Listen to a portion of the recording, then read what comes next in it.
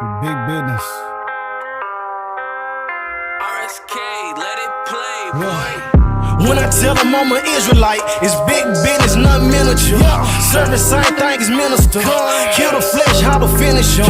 These commandments, they'll sustain you. I'm surrounded by these angels. I ain't worried, I'm protected from seen and unseen dangers. When I tell them I'm an Israelite, it's big business, not miniature. Serving same thing as minister. Kill the flesh, how to finish them. These commandments, they'll sustain you. I'm surrounded by these angels. I ain't worried, I'm protected from seen and unseen dangers. I wake up and say me a prayer. Brush my teeth, babe, then I throw on some threads. Wash my face, grab a cup, hold me some yum. Put on my backpack, then I'm off to the bread. I eat these devils for breakfast, gotta be careful. Whole lot of blood being shed in the streets. Running so wicked, I weep for the living. I drop a free trip for the dead. All my white friends in my pocket, or either they loading onto this black card that I swipe. Say every time that I drop it, the verses be hitting more harder than problems of life. Rich, I collected 2 pennies from every person that willingly gave me advice. Being afraid can't exist in my spirit. I'm fearing no man but the Father in Christ. I put in work with the brothers. We stood on them corners from 10 to like 9 at some night, teaching our people the gospel, equipped with a camera, some posters, some speakers, and mic. Every time that I see mama, she telling me, son, you gotta walk in the light. Christ, the bread of heaven, keep feeding my spirit, and I wanna low, not a slide. When I tell them I'm an Israelite, it's big business, not miniature. Serving same thing as minister. Kill the flesh, how to finish them. These commandments, they'll sustain you. I'm surrounded by these angels. I ain't worried, I'm protected from seen and unseen dangers. When I tell them I'm an Israelite, it's big business, not miniature. Serving same thing as minister. Kill the flesh, how to finish them. These commandments, they'll sustain you. I'm surrounded by these angels. I ain't worried, I'm protected from seen and unseen dangers. When I tell you I'm an Israelite, tribe of Judah, don't you take it personal. Bleed the blood on these demons, we purging them. Don't entertain Jezebels, we be curving them. Ayy, I got a ribbon, she virtuous. In person, this blue life ain't virtual.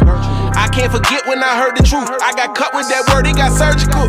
Conviction can lead to repentance. I pray these verses encourage you. We repenting, now we on the vertical. Judah rising, see Isaiah 32. Big business, nothing minuscule. I picked up that pen back in middle school. Guard your light and take heed who you listen to. Watch your mouth and your ears and your vision too. Hashatan and Shalkani won't finish you. In Mortal Kombat, this war is not physical. Gird your loins up and follow the general. Messiah is coming, that's scriptural.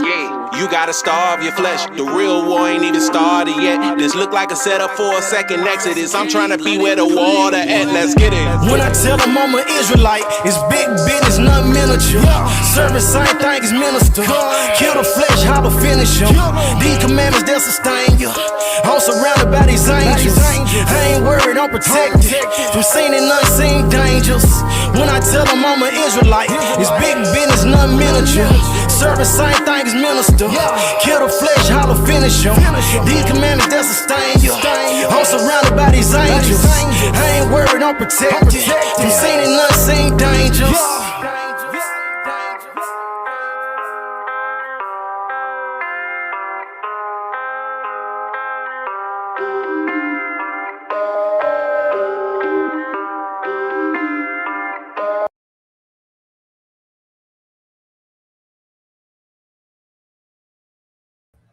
Yep.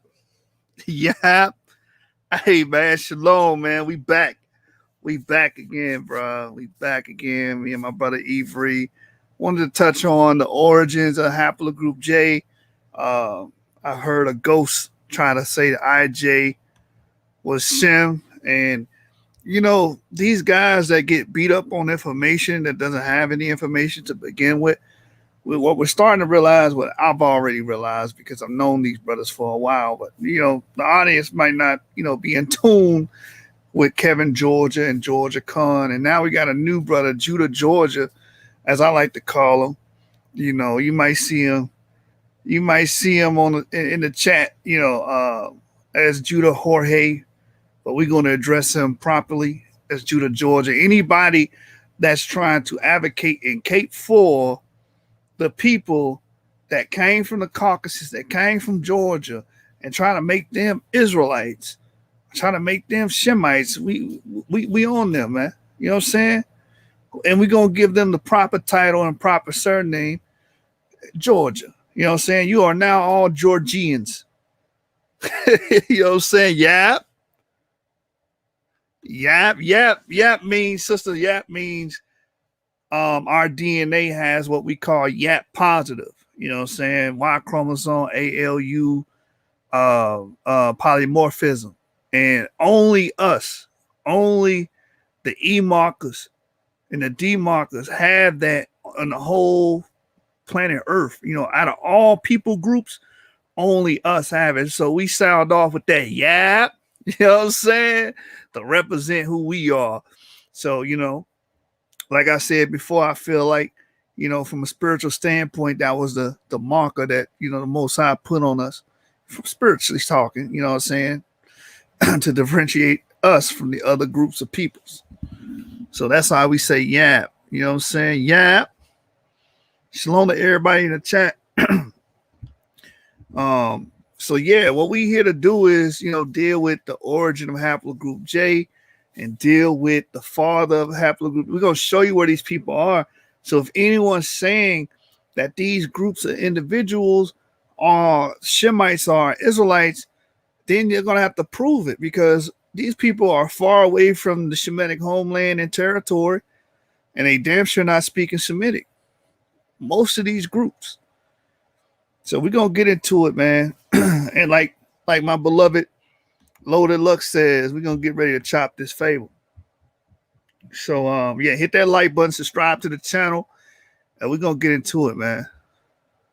Let me work. Please let me work. Get that water. He about to get this work. He about to get this work. Hold up. Hold up. He gonna get this work. He gonna get this work, nigga. Hold up. He gonna get this work. He gonna get this work, nigga. I killed you. Hold up. He gonna get this work. Hold up. Hold up. You niggas gonna get this work, you hear me? Me. He ain't even get the second verse, but he gonna get this work. Hold up, man. He gonna get this work. He gonna get this work. He gonna get this work. Hold up, man. Let me work. He gonna get this work, nigga. Watch me work. He gonna get this work. He gonna get this work. Yeah, he gonna get this work. Hold up. He gonna get this work.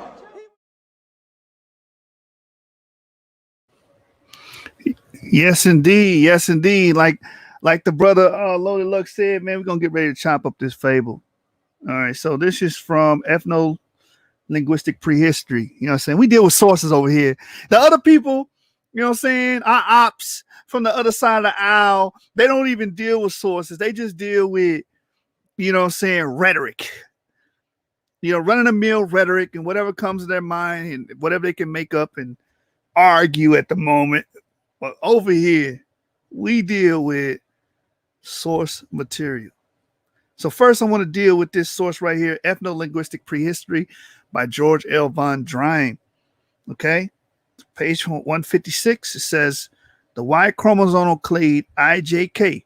So many people want to jump straight to IJ or I or J, but you have to understand that these lineages, they descend from older lineages. So J descends from IJ, and I and J descends from IJ, right?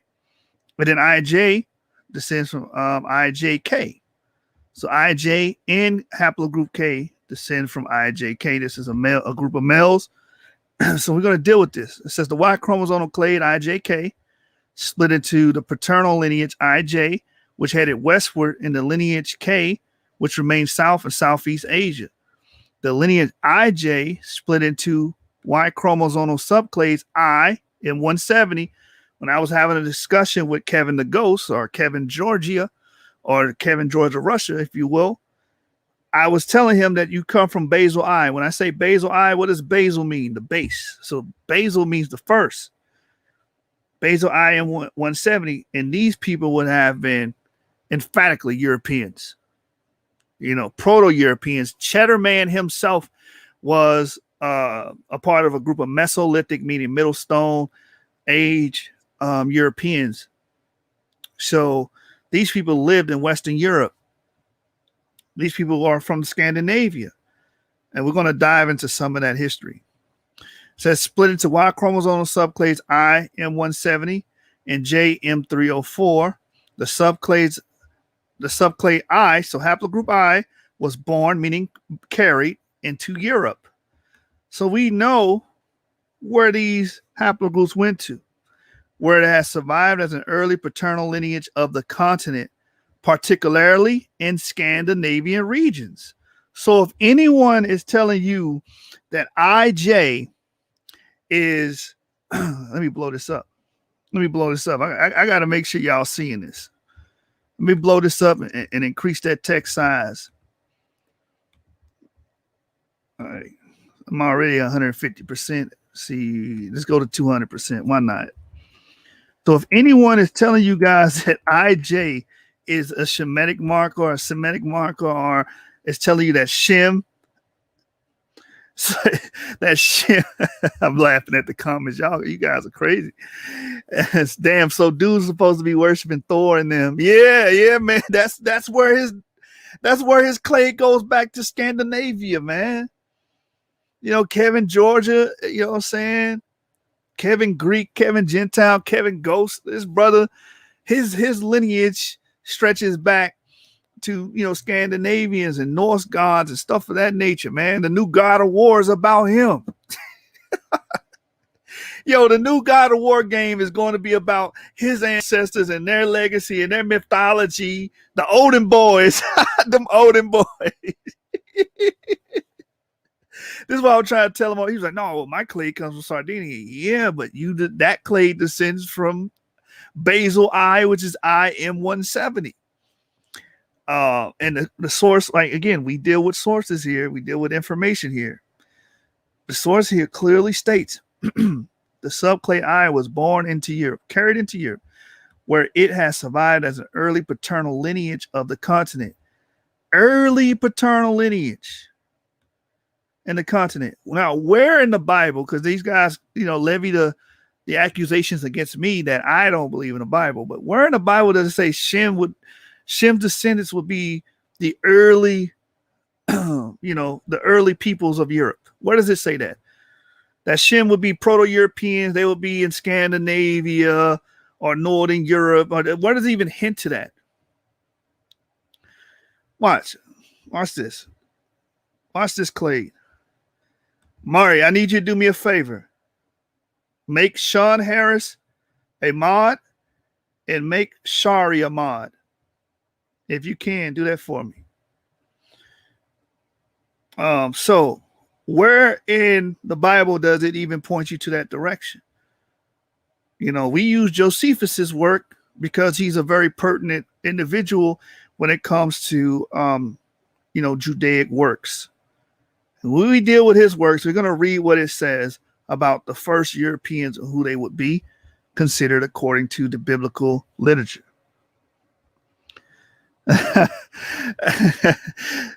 He said that literature, Shari said that literature was on the side of the ark and got washed away in 600 BCE.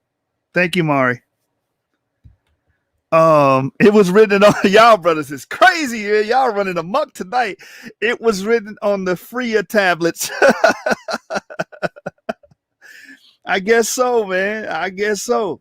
So when we dealing with a haplogroup I, it was carried into Europe, where it had survived as an early paternal lineage of the continent, particularly in Scandinavian regions around the Straits of Skagerrak and Kattegat, in the Dinaric Alpine region, on Sardinia, and in the Netherlands, and in northern Germany, and in lower frequencies throughout the continent. Look at this is all Europe, man. This is all Europe. Now your brother Clade, let's deal with that. The paternal lineage J remained predominantly in the Near East. Now, this word Near East, people look at this word Near East, that's talking about the Levant. No, the Near East encompasses a lot of areas, Anatolia being one of them, right? So it says the Near East, Asia Minor, and what's that? That magical word, the Caucasus, Georgia. So this is where these people come from. You know what I'm saying? We don't have to play any guessing games. We don't do rhetoric over here. We just go straight to the source material. whence it latter spread both eastward and westward. The paternal J is associated with an admixture event that unfolded during the mid-Holocene involving early adopters of agriculture in the Near East. The dissemination of this subsistence strategy assumed the form of cultural diffusion into Europe. I hope you guys are hearing this. This is why reading is fundamental. These guys are Proto-Europeans. And we're going to prove that emphatically tonight. They have nothing to do with Semites. They have nothing to do with Abraham. They have nothing to do with Arphaxad. They have nothing to do with the children of Shem. They have nothing to do with Israelites at all. And we can prove it emphatically with DNA. So the dissemination of this subsistence strategy assumed the form of cultural diffusion into Europe, where agriculture was adopted and practiced mainly by the local people bearing other paternal lineages, E and I, because you did have a few E lineages that did leak into Europe, already present in Europe since the Mesolithic. But the Proto-Europeans, and we're going to show and prove, would have been these IJK people, your HIJK people, and your haplogroup G, all descendants of FM89, when FM89 or CF would represent Japhet. And that's what we're standing on. All right, so from here, I'm going to come back to this source. We're going to teeter-totter. We're going to go here and there. And now I want to go to Josephus, just to remind you guys that the early Europeans would have definitely been Japhet. Watch this. Watch this. I'm going to pull this up. Let's go to Josephus and just read a few sentences from there and clarify from a biblical standpoint who these people would be. I gave you guys the genetics. I gave you where J was. I gave you where I been carried into Scandinavia, Germany, Sardinia, stuff of that nature, right? So when you go to the Jewish Antiquities, book 1, chapter 6, it says here, you see what that says? How every nation was denominated from their first inhabitants. So in order to elucidate or determine who would be the Japhites, we have to find out where they first inhabited. Then we can say, okay, these will be the Japhites when we're using a biblical model. So it's right here. Now they were the grandchildren of Noah, and under whom names were imposed on the nations by those that first seized upon them. What did we read about haplogroup I? They were one of the early inhabitants of Europe. And then when you go to haplogroup F, we're going to show and prove here in a minute that they were the early progenitors of the Europeans, the early inhabitants of the Europeans. So again, now they were the grandchildren of Noah, in honor of whom names were imposed on the nations by those that first seized upon them. Japhet, the son of Noah, had 7 sons.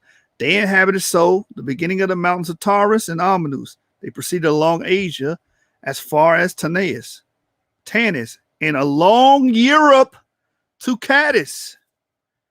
So the first people to inhabit Europe would be the children of Japhet, according to Josephus.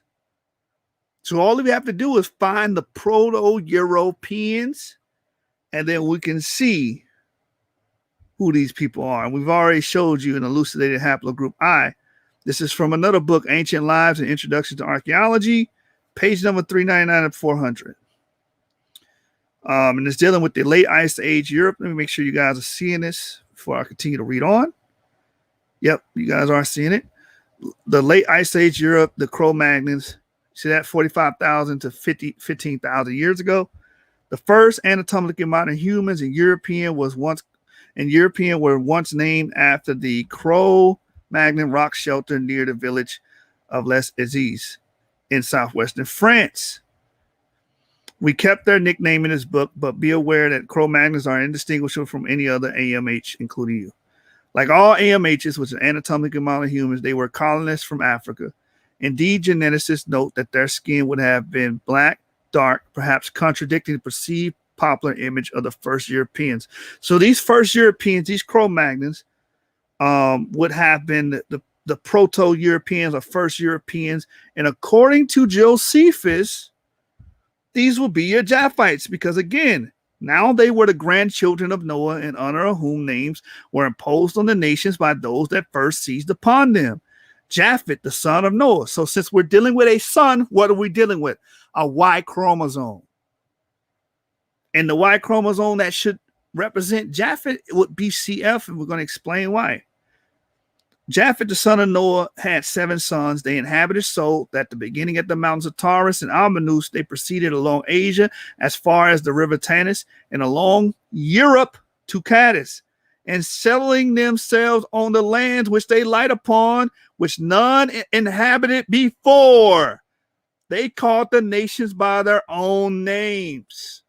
So these people would be the first ones to inhabit Europe, according to Josephus. Now watch these guys disown Josephus now. Watch him conveniently throw Josephus away and throw him under the bus, because now he's speaking a narrative that's irreconcilable when you're trying to prove that these people are Shemites, the J markers, the I markers, and stuff of that nature. Watch them abandon Josephus. So, as we can see, I think I got another source here. Now, this is from Molecular Photo Fitting. Let's see if I have the right page here. Give me a minute to find this. I thought I had it queued up. Right here. Molecular Photo Fitting, page 172 to 173. It says, another example, many of the M89, which is FM89, M213, and P14 haplogroups, collectively called haplogroup F, but containing GHIJLMNOQNR. So if you see any of these haplogroups, they descend from haplogroup F. It says, are spread throughout Central, Southern, Eastern, and Northern Asia, as well as Middle East and European. This would consist of Chinese people.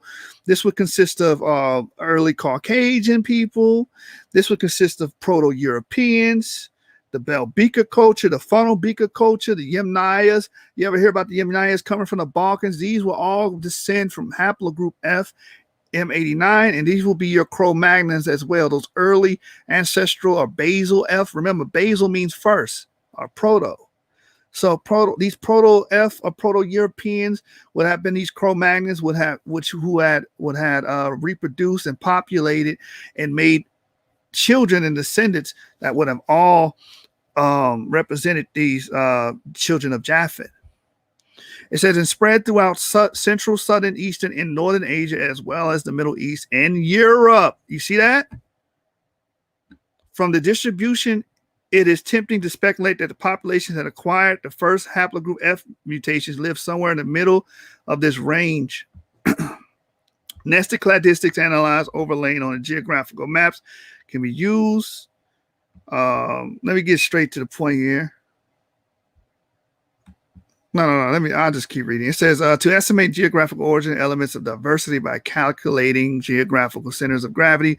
For these elements, such methods have been used to suggest a multi-regional theory of modern human origins, and applied here to haplogroup L and its descendants would seem to suggest that many Europeans, Middle Eastern, South and North Asian populations owe their Y haplogroup character to mutation that arose somewhere in the Near East or Central Asia after the genesis of most recent non-African common ancestors approximately 50,000 years ago.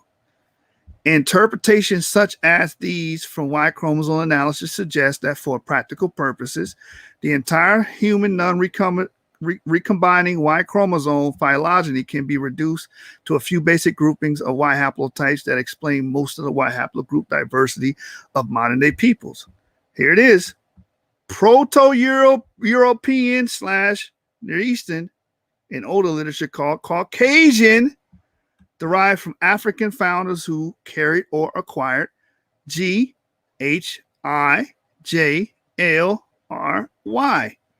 So these will be your first Europeans. Your first Proto-Europeans will be descendants of haplogroup FM89, these Cro-Magnons, and these people would be your Japhites. According to what? According to what? Let's go back. Let's give everybody a refresher. And let's go back to Josephus. Here it is, right here. Now they were the children of Noah, in honor of whom names were imposed on the nations by those that first seized upon them. Japheth, the son of Noah, had 7 sons. They inhabited so at the beginning at the mountains Taurus and Amanus. They proceeded along Asia as far as the river Tanis and along Europe to Cadiz, and settled themselves on the lands which they light upon, which none had inhabited before. They called the nations by their own names. So these will be your Proto-Europeans. Therefore, they will be your Japhites. Anybody having any issue understanding that? You understand? Hey, shalom to the chat. Shalom to the chat. Where Judah Georgia at? Yeah, tell Judah Georgia to come out and play, man. Judah Georgia, come out and play. Yeah, so what we're showing and illustrating here is that these initial Europeans, the Proto-Europeans, would have been your Japhites according to Josephus. And when you're using a biblical model, it's clear as day. It's clear as day. It says Naphtali ben Yasharallah says this information is too heavy for them. They believed in the scripture so long without much proof. Now, when presented, they can't handle. It's too real for them. Right. Somebody said, okay, it's 50-0. Berean been trying to hold them up for months. Now it's the end of the Gentiles rule.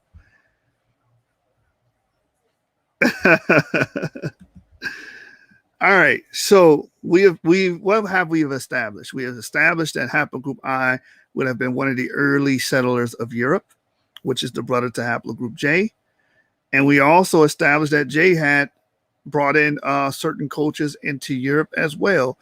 And we established this, and then we showed you that the F lineages are the Proto-Europeans, and we tied that in with the works of Josephus, where he says that Noah was describing or depicting where these people would first settle. All right, I want you guys to notate the Greeks, because the Greeks would have been Japhet as well. So right here it says, now as to Javan and Madai, the sons of Japhet, from Madai came the Madaeans, who are called the Medes by the Greeks. But from Javan, Ionia, and all of the Grecians are derived. Now we know Ionia is Greece, and Ionia is said to come from Javan. So if we can show you the DNA of the Javanites or the children of Javan, we can show you that these people are related to Proto-Europeans. Therefore, according to Josephus, these people would also be considered to be Japhites, not Shemites. These people have nothing to do with Abraham, nothing to do with Shem or Faxad or any other Israelites. They have nothing to do with it. These are all Japhetic people. So let's get back to the other source. And there's that bot. There's that bot. Right on time. Let me block this user.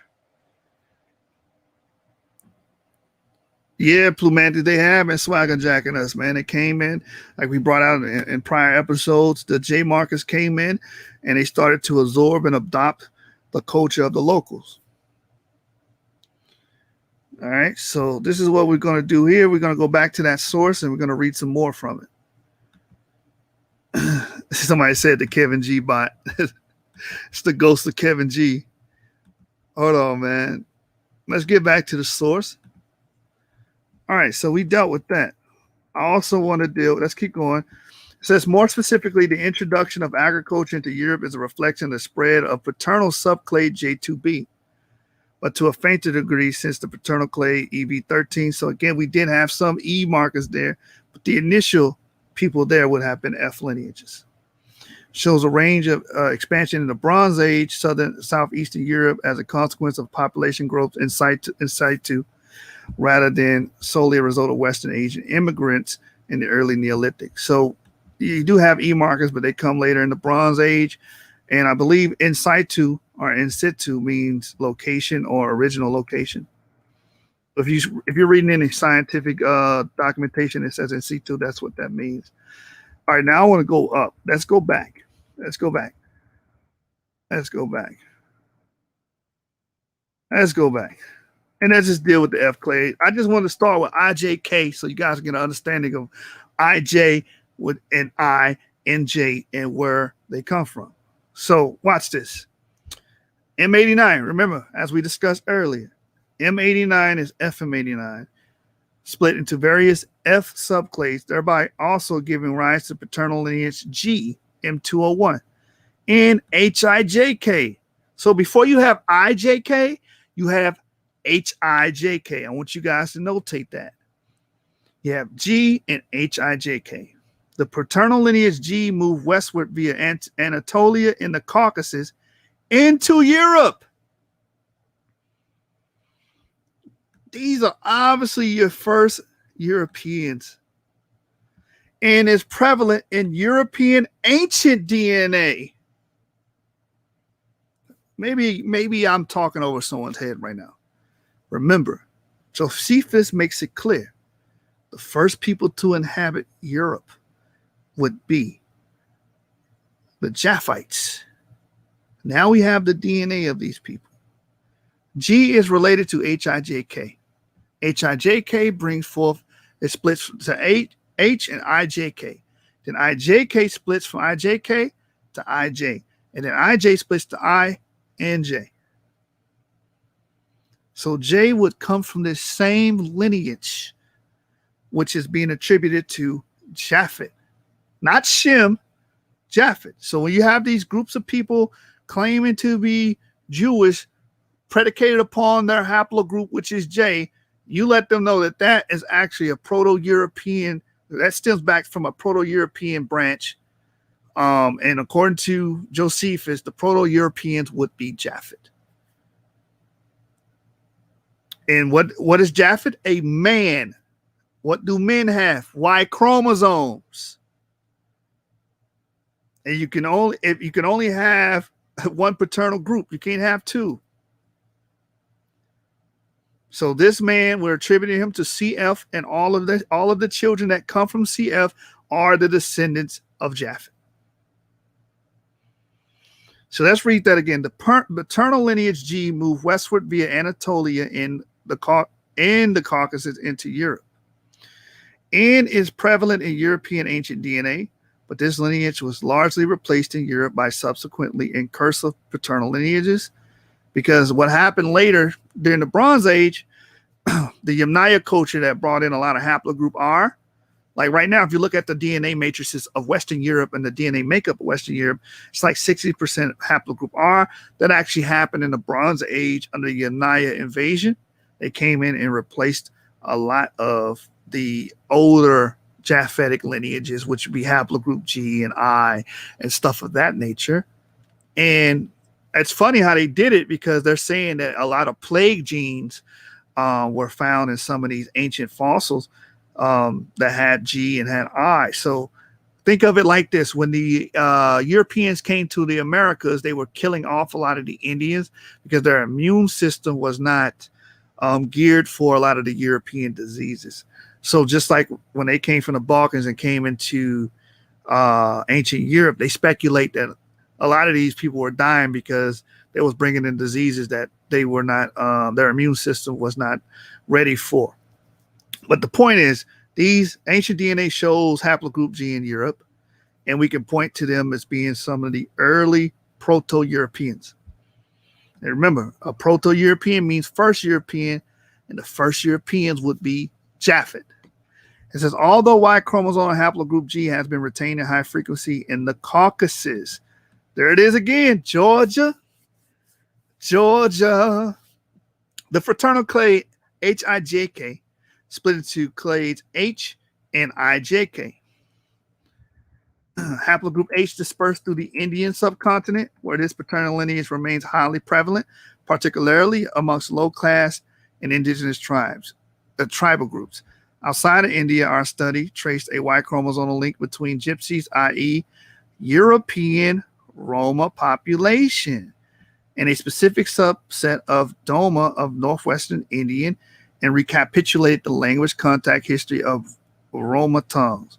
Subsequent genomic studies have shown molecular reflections of the turbulence, trials, and tribulations faced by these populations over time from having occupied the particular social niche traditionally practiced by their minstrel caste. So, as we can see, and then this goes into what we read earlier, Y chromosome clay IJK, that these people will be related to the first or Proto-Europeans, which would designate them as being Europeans. Being Japhites. Any questions so far? Am I losing anybody? Let me know in the comments. Let me know in the comments, man. Yeah, they do. They have to understand paternal line or line of descent lineage is a line of descent, right? So when you're looking at the biblical model and you're using a biblical model or using it as an overlay, then Shem, Ham, and Japheth will have to represent all of the paternal lineages, all of the Y chromosomes, all of the haplogroups on the earth. And we're pretty much delineating that and showing you where each haplogroup belongs, which son they fall under. And again, these FM89 lineages would have to fall under Japhet because again, Japhet would be the Proto-Europeans. All right, you guys follow? Or you have any questions so far? Hey, Ivory, if you're there, feel free to jump in and add anything if you have anything that you want to discuss. Oh no, I'm just listening. But yeah, everything you said is pretty much on point when we think about the biblical narrative. The descendants of Japheth will have to be the Indo-Europeans. Josephus says this. Other Jewish writers say this. Christians even say this. And even Muslims and Arabs say this. It's quite well known for thousands of years that the descendants of Japheth settled, they say in the north. He settled in the mountains. He settled far off, in the Isles. He is these Indo-European groups that ancient writers call Gauls or call Scythians, and things of that nature. So, yeah. And this is where we see a lot of haplogroup J, a lot of haplogroup R, G, and so on and so forth. Whereas Shem, on the other hand, we see his descendants both in the Middle East, but also in Africa, because of course we have Josephus saying that Ephar or Ephri and Ephar, being the grandsons of Abraham, settled in North Africa. We have Joktan, whose descendants is Queen Sheba. She settled in Yemen and the Horn of Africa. So we have Shem settling in both the Middle East and in Africa. A lot of people forget that Shem wasn't just in the Middle East, he was also in Africa. But Japheth, right, on the other hand, he is pretty much in Europe and Eurasia. And even he's in the Middle East too. We have to keep that in mind as well. So everything you said is pretty spot on. All right, so we're gonna move on to the next source. And show you the ancient DNA. So we're gonna deal with this article that brings it out right here. The genetic history. Let me get it. The genetic history of Ice Age Europe. So you got a bunch of geneticists working on this, David Reich and others. It says modern humans arrived in Europe 45,000 years ago, but little is known about their genetic composition before the start of farming, which is 8,500 years ago. We analyzed genome-wide data from 51 Eurasians from 45,000 years ago to 7,000 years ago. Over this time, the proportion of Neanderthal DNA decreased from 3 to 6% to around 2%, consistent with natural selection against Neanderthal variants in modern humans, whereas the earliest humans in Europe did not contribute substantially to present-day Europeans. All individuals between 37,000 to 14,000 years ago descended from a single founder population. I want you guys to know that. A single founder population. This is what Josephus was referring to with these Proto-Europeans, these Japhites being the first to go there. And you see through the scientific literature that we have a single founder population in Europe, which forms part of the ancestry of present-day Europeans. Now, from here, I'm going to go to the supplementary materials, because a lot of the times, in order to get the juicy information like Y chromosomes and DNA and stuff of that nature, you have to go to the supplementary methods or materials. So from here, let's go to that. So, but we established that the Europeans, the Proto-Europeans, they come from a founder population. And once we mesh that with the biblical narrative and what Josephus says, we can clearly see that these people are Japhites. All right, so we're going to share the screen again, and we're going to go directly to the supplement. And here we go. Boom. As you can see, let me go. Supplementary information, the genetic history of the Ice Age of Europe. Now, I got the cheat sheet here because I want to go straight to it, not play around. As you guys can see, they found haplogroup IJK and what they call the payload 1. Let's get the date on that, because all we have to do is type in payload. It's going to do it. Let's get the date on that if we can. Nope, it's not going to do it. Let me go to it again. Let me get HIJK. So you have haplogroup HIJK, and I'll try to pull that other one up here in a minute. Haplogroup HIJK, as we brought up earlier, will be one of these early lineages that split from these Proto-Europeans. Now we're going to go to the Goyet Q2 and give you the date range. Here we go, the upper Paleolithic with the Goyet Q1, 16. Give me the Goyet Q2. Right here. For the Goyet Q2, this cave is actually in, I want to say, Wallonia. And Wallonia is, I believe it's a French. Hold on, in Belgium. Wallonia is in Belgium. So if you look at the country Belgium, this is where they found this sample. So they found HIJK in Belgium, which would be in Europe around this period, 19,000 to 6,000 BP. So again, these will be your initial Europeans. So they actually did find HIJK, which would be a Japhetic marker. How do we establish that? Because these will be related to the Proto-Europeans, the first ones to be in Europe. Okay? These people have nothing to do with Shem. They have nothing to do with Abraham, Arphaxad, the Akkadians, the Assyrians. None of the original Semitic people, not Ophir, none of the children, not Ishmael. You can't find one Shemite that matches up with a Proto-European. You can't find one. Okay, so here's the other one right here I was trying to find. It's Pav Iov. I've said Palov. And that DNA goes 33,000 to 24,000 BP. Remember what the paper said, that this population comes from a single founding population 45,000 years ago in Europe.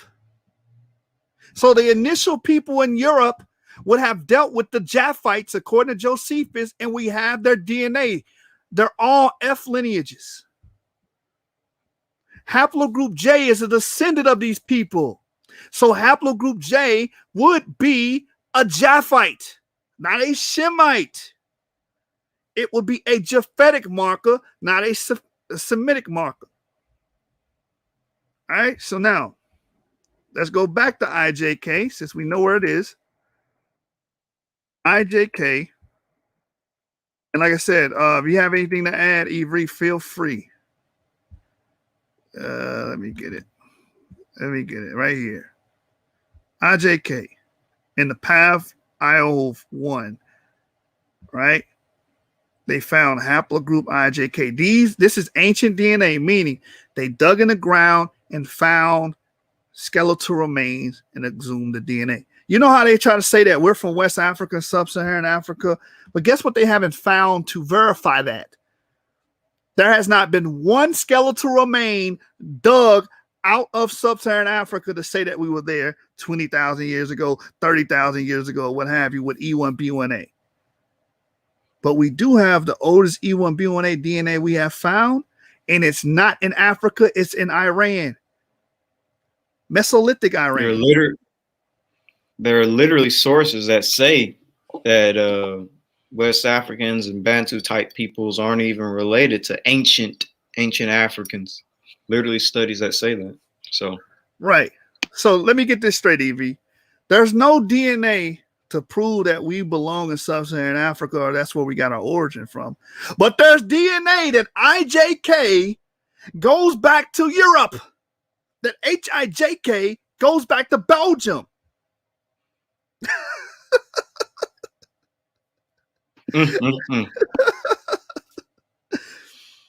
These people are all Japhetic. All right, Kedrick. Japhet would not have been an albino, as I read earlier. These Cro-Magnons would have been dark skinned. Would have been dark skinned people. And later on in the show, I will try to get you some representations of what they would have looked like. They have modeled and actually what do you call it? They actually built how these people will look like according to phenotype, and they would be dark-skinned individuals. Yes, I am familiar, Naphtali, of the Perke de Rabbi Eleazar, which Perke just means the writings of. Work from the 8th century that states that Shem, Ham being blessed with dark skin and Japhet being white. I don't know if that source helps.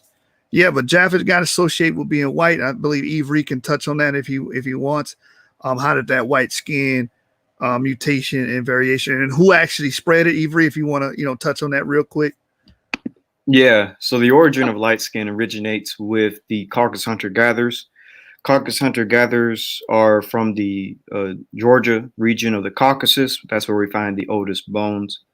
And they mixed with Eastern hunter-gatherers.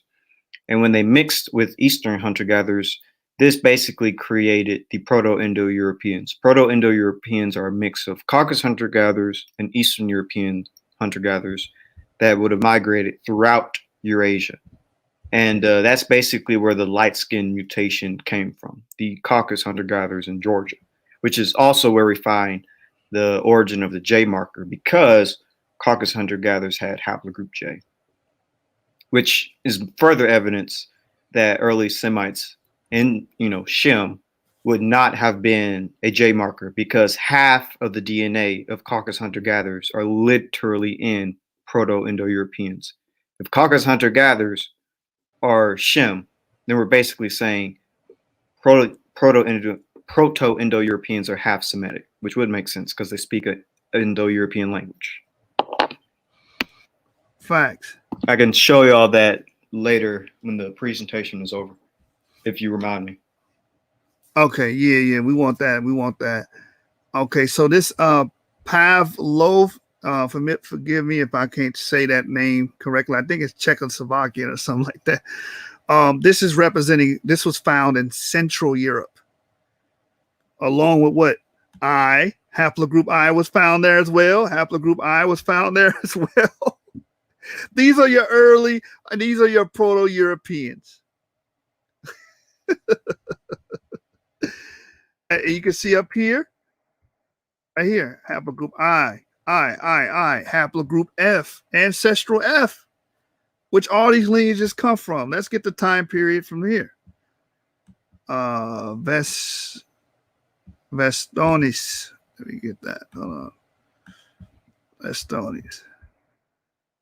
And, I'm going to wrap all this up in a later presentation where I put it in a PowerPoint so it's more smooth.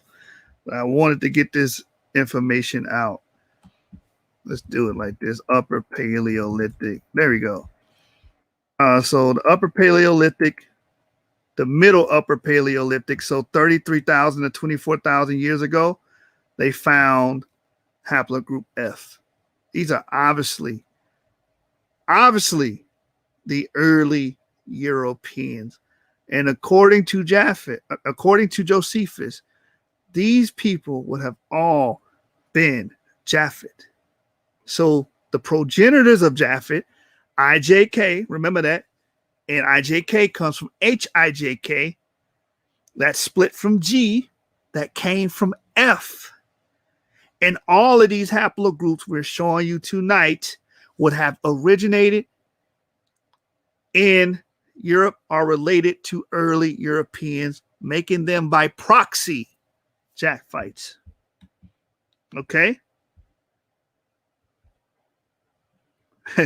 Dead man don't talk. Yes, indeed. Yes, Kevin, Georgia is haplogroup I, and he's related to these individuals that were found in Central Europe. He's related to these individuals, man. All right. Yeah, I guess he think the I, haplogroup I, the letter I actually stands for Israel. Yeah, I stands for Israel. J stands for Jews. Yeah, I stand. Exactly. The Northern Kingdom and the Southern Kingdom. That's funny, man. So again, remember these timestamps, and you can see the early,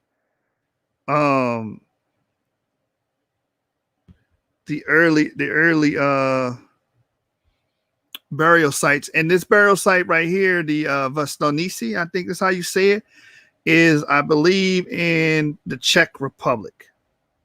That's where they found this particular DNA sample.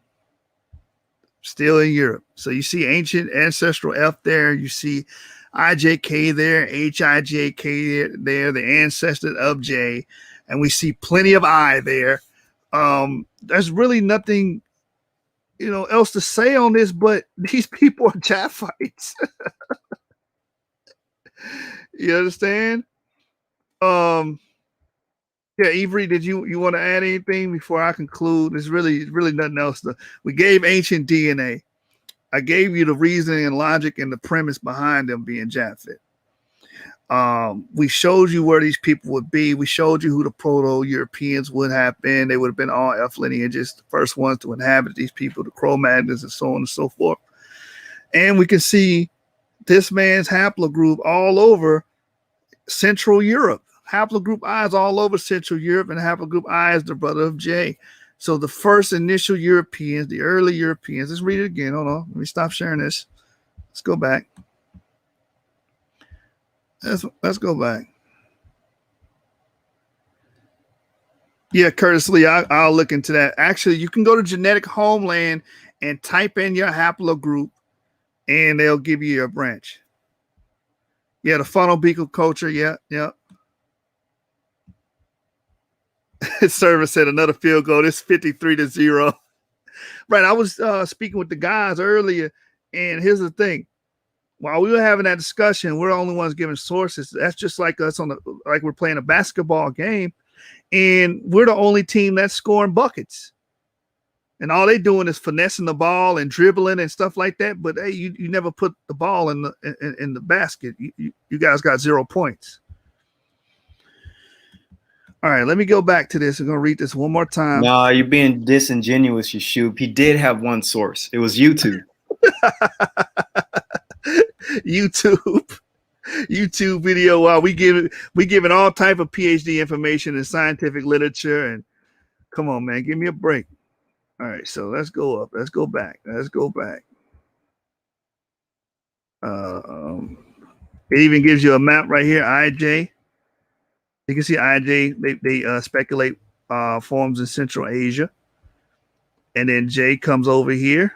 around Georgia, and I makes its way all the way to Europe, and basal IM 170 begins to settle in Europe, Central Europe, Germany, and Scandinavia, Sardinia, stuff of that nature. That's a good map example, actually. Here's Might another have one. to take that. Yeah, you have it. You have this whole book in your Oh, that's the book. I still Yeah. haven't read it yet because I've been reading other stuff. But okay, I might have to look at it now. I didn't know I had maps. I love maps. So they have IJK here, and then K will go on over here.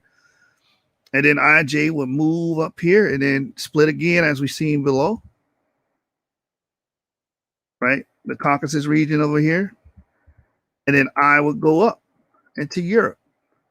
So they illustrate that well in this book. I want to Except technically, I would change one thing about this. Go down real quick. They have that J going straight to the Levant. That J should actually be going to the Caucasus. Yeah. So that's the only nitpick I would say. But other than that, it's a really good example. All right, so check this out.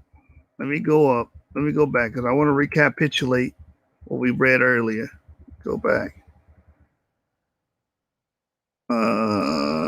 J, I, right here. The Y chromosomal clade IJK split into the paternal lineage IJ, which headed westward in the lineage K, which remains in Southeast Asia. And that's another thing. They don't even know there's another brother lineage haplogroup K, right? That went to South Asia. This is lineage IJ split into Y chromosomal subclades I M170 and J M304. The subclade I was born into Europe, meaning carried into Europe, where it has survived as an early paternal lineage. Remember, the early peoples of Europe would have been what? Japhites. Of the continent, particularly in Scandinavian regions around the Straits of Skagerrak and Kattegat, in the generic Alpine region on Sardinia and the Netherlands and northern Germany, and lower frequencies throughout the continent. Okay. Then paternal lineage J remained predominantly in the Near East, Asia Minor, and the Caucasus. Once it later spread both eastward and westward, the paternal lineage J is associated with the admixture event, which unfolded during the mid-Holocene involving the early adopters of agriculture in the Near East. The dissemination of this subsistence strategy assumed the form of cultural diffusion into Europe, where agriculture was adopted and practiced mainly by local people bearing the other paternal lineages E and I.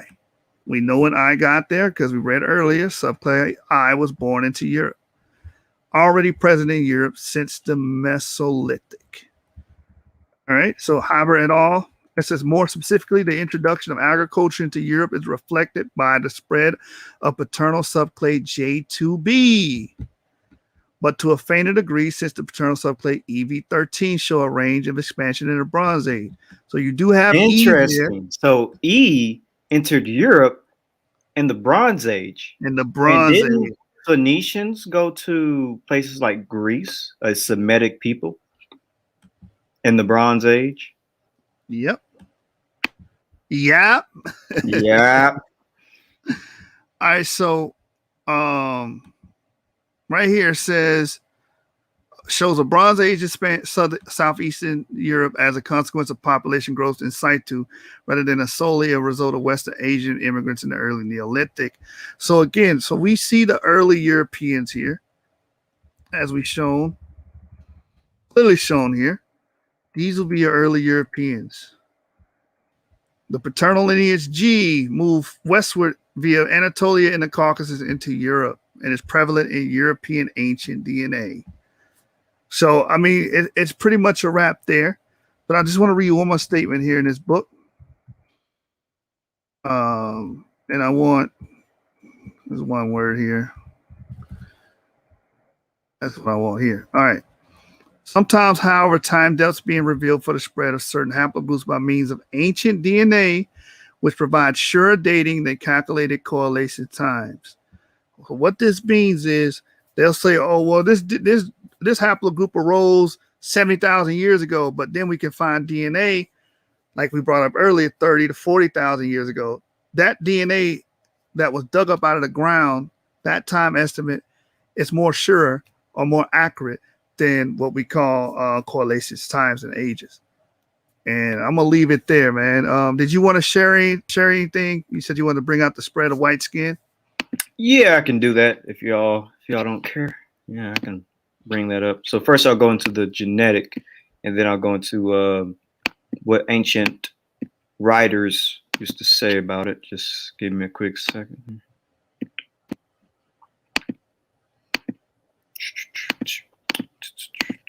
All right, can you all see it? Yep.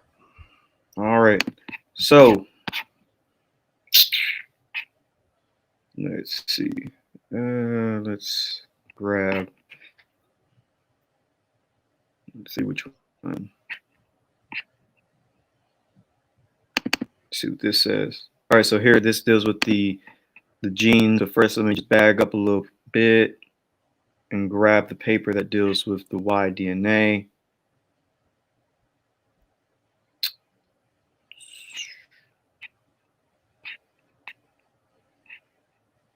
Actually, that's never mind. Actually, that does do with what we're looking into. But all right, no, here it is.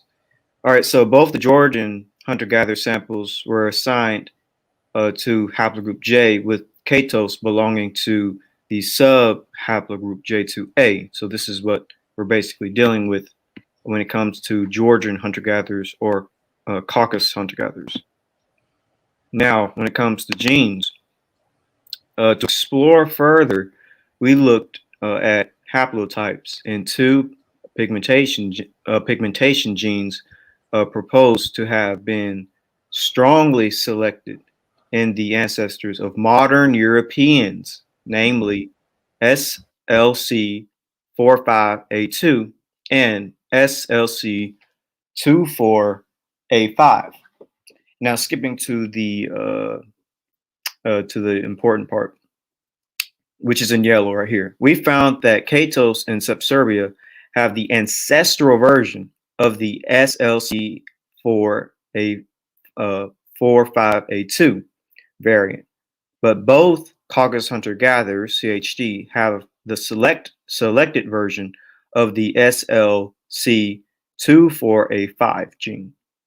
So basically, light skin is these two genes. I'm not going to name them again because they're kind of long, but it's these two genes that Caucasus hunter-gatherers have, and they mixed with the Eastern hunter-gatherers. So let me just show you that real quick. Show you the sample table. So here's the sample table of that study. So here are the Yamnaya. The Yamnaya are the Proto-Indo-Europeans, and they're situated in between Caucasus hunter-gatherers and Eastern European hunter-gatherers. Here's the Yamnaya. The blue represents the Western hunter-gatherers, and the orange are also the Eastern hunter-gatherers right here. As you can see, the arrow pointing to it. And the green, the yellowish green represents the Caucasus hunter-gatherers, and Yamnaya are basically a split between Caucasus hunter-gatherers and Eastern hunter-gatherers, which disproves, this alone should disprove Shem being Caucasus hunter-gatherer, because you really don't have Semites mixing with Eastern hunter-gatherers or descendants of Japheth. Like, why would Japheth descendants be half Semitic? So that's why Caucasus hunter-gatherers also have to be from Japheth as well. And this would have created the light skin within Europeans, because as we saw earlier, Caucasus hunter-gatherers have this light skin genome.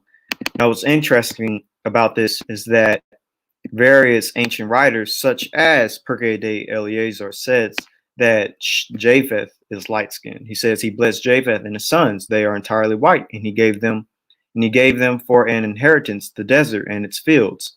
And it goes on. Also, Muslim writers basically say the same thing. The children of Japheth settled in Safwan toward the north. they are light skinned and very fair skinned. Persian historian says the same thing. Japheth, whose descendants are very fair skinned and olive skinned. Oh, olive skin, very interesting. It's interesting how they try to apply olive skin to Semitic people, even though this was applied to Japheth. Also, Arabic writers say that he made the descendants of Japheth white skinned. Christian writers, Japheth, the land of the Reds. So light skin really is in ancient times associated with people of the north or the descendants of Japheth, which makes a lot of sense when you look at maps dealing with indigenous skin tones and peoples who speak Indo-European and Caucasian languages. Most of the people in the past in the Middle East would have been a lot more darker before they mixed with groups with lighter skin. I can go deeper, I suppose, but I could stop there unless people have more questions on this light skin thing.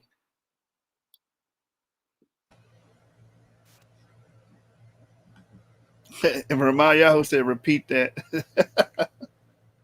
All right, yeah. So I find it interesting how a lot of people associate the term olive skin with Semitic people today, with the sense of Shem today, when olive skin was actually used for the descendants of Japheth, not Shem.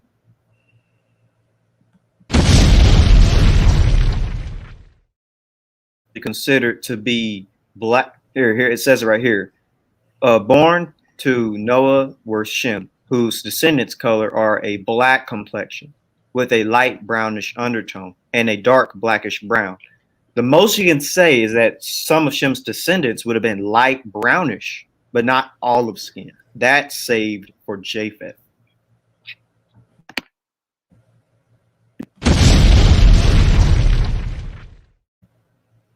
By the way, Yeshua, the bot is back. This time it's in Russian because of Georgia. Georgia, man. Somebody watching us and hearing what we're talking about it, and then they're responding with a bot.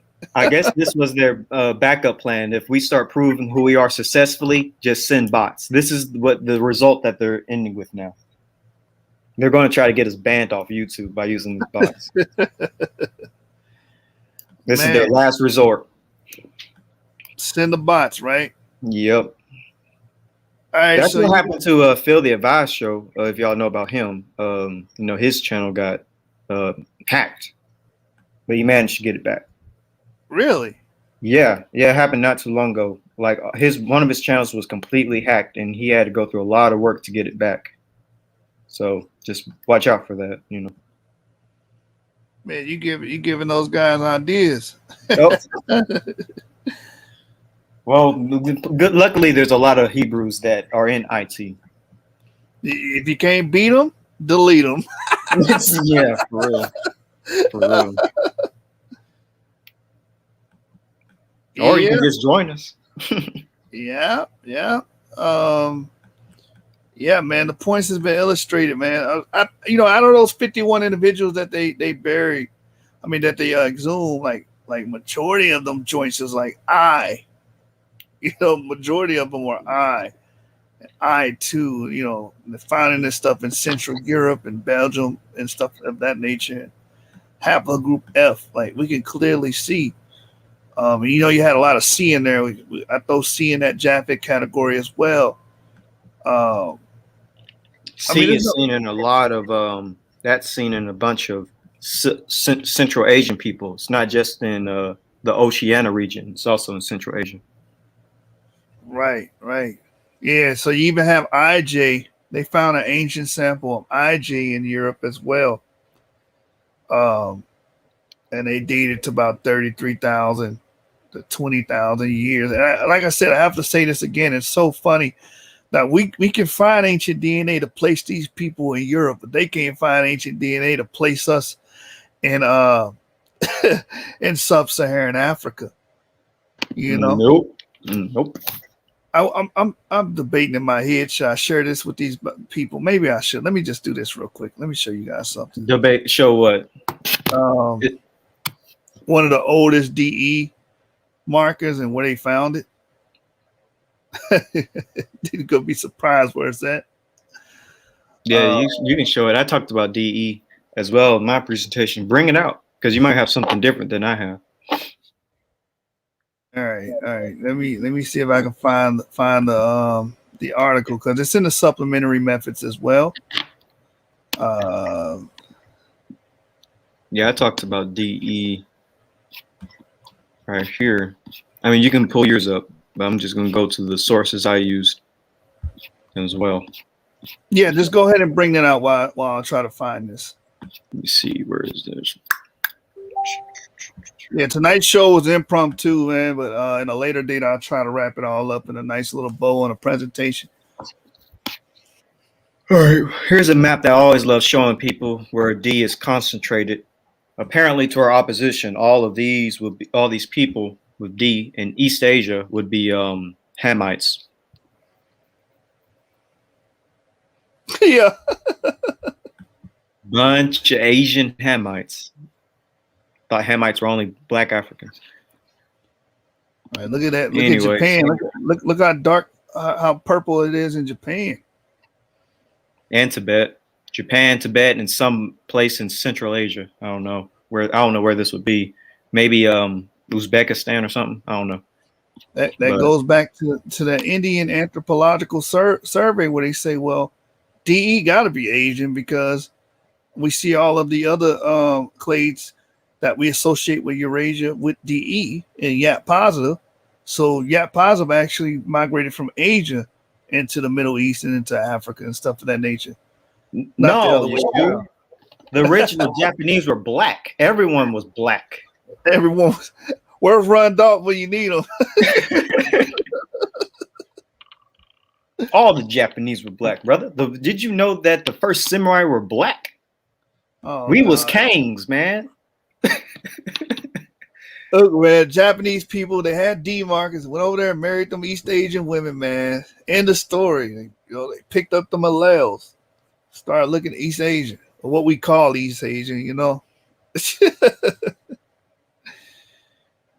Oh man. Let me find this paper.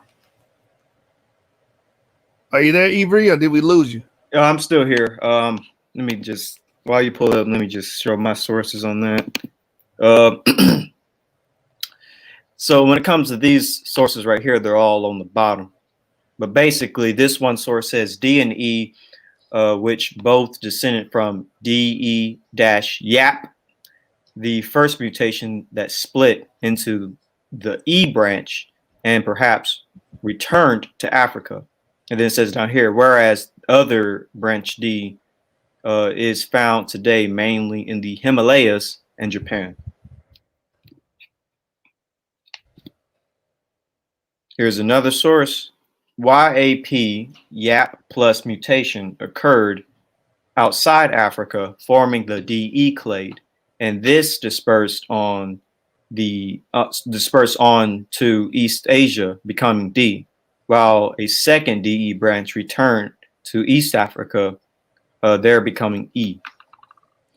That's gonna hurt somebody's feelings. Here's another one talking about DE, and it says that scientists believe that it either arose in Africa or represents a back migration. You see right there where it says haplogroup E may have originated in Eurasia. You can't say that for haplogroup G and haplogroup I. That's a statement that they can't share. You know what I'm saying? Just like they can't share the Yap. They can't share the Yap either, man. Yap. Yeah. And then right here, this says it's possible that men carrying the DE haplogroup journeyed from Africa across the Red Sea and into the Arabian Peninsula. But it is also possible that DE originated within the Arabian Peninsula itself and later spread back to Africa. So there's an Arabian Peninsula origin for the DE marker. So wait a minute. Let me get this straight. FM89 lineages are associated with Proto-Europeans, but DE is associated with the first people in not Saudi Arabia, in the Arabian Peninsula, the Levant, Mari, Ebla, Semitic places. Mm-hmm.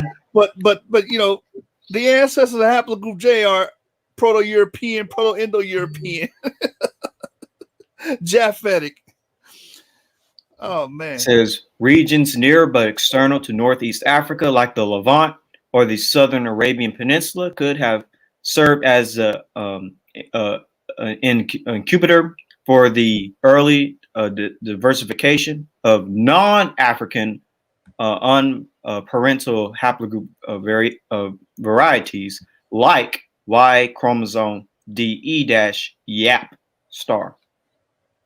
This model would imply that both CF-P143 and the DE-YAP evolved nearby but outside Africa.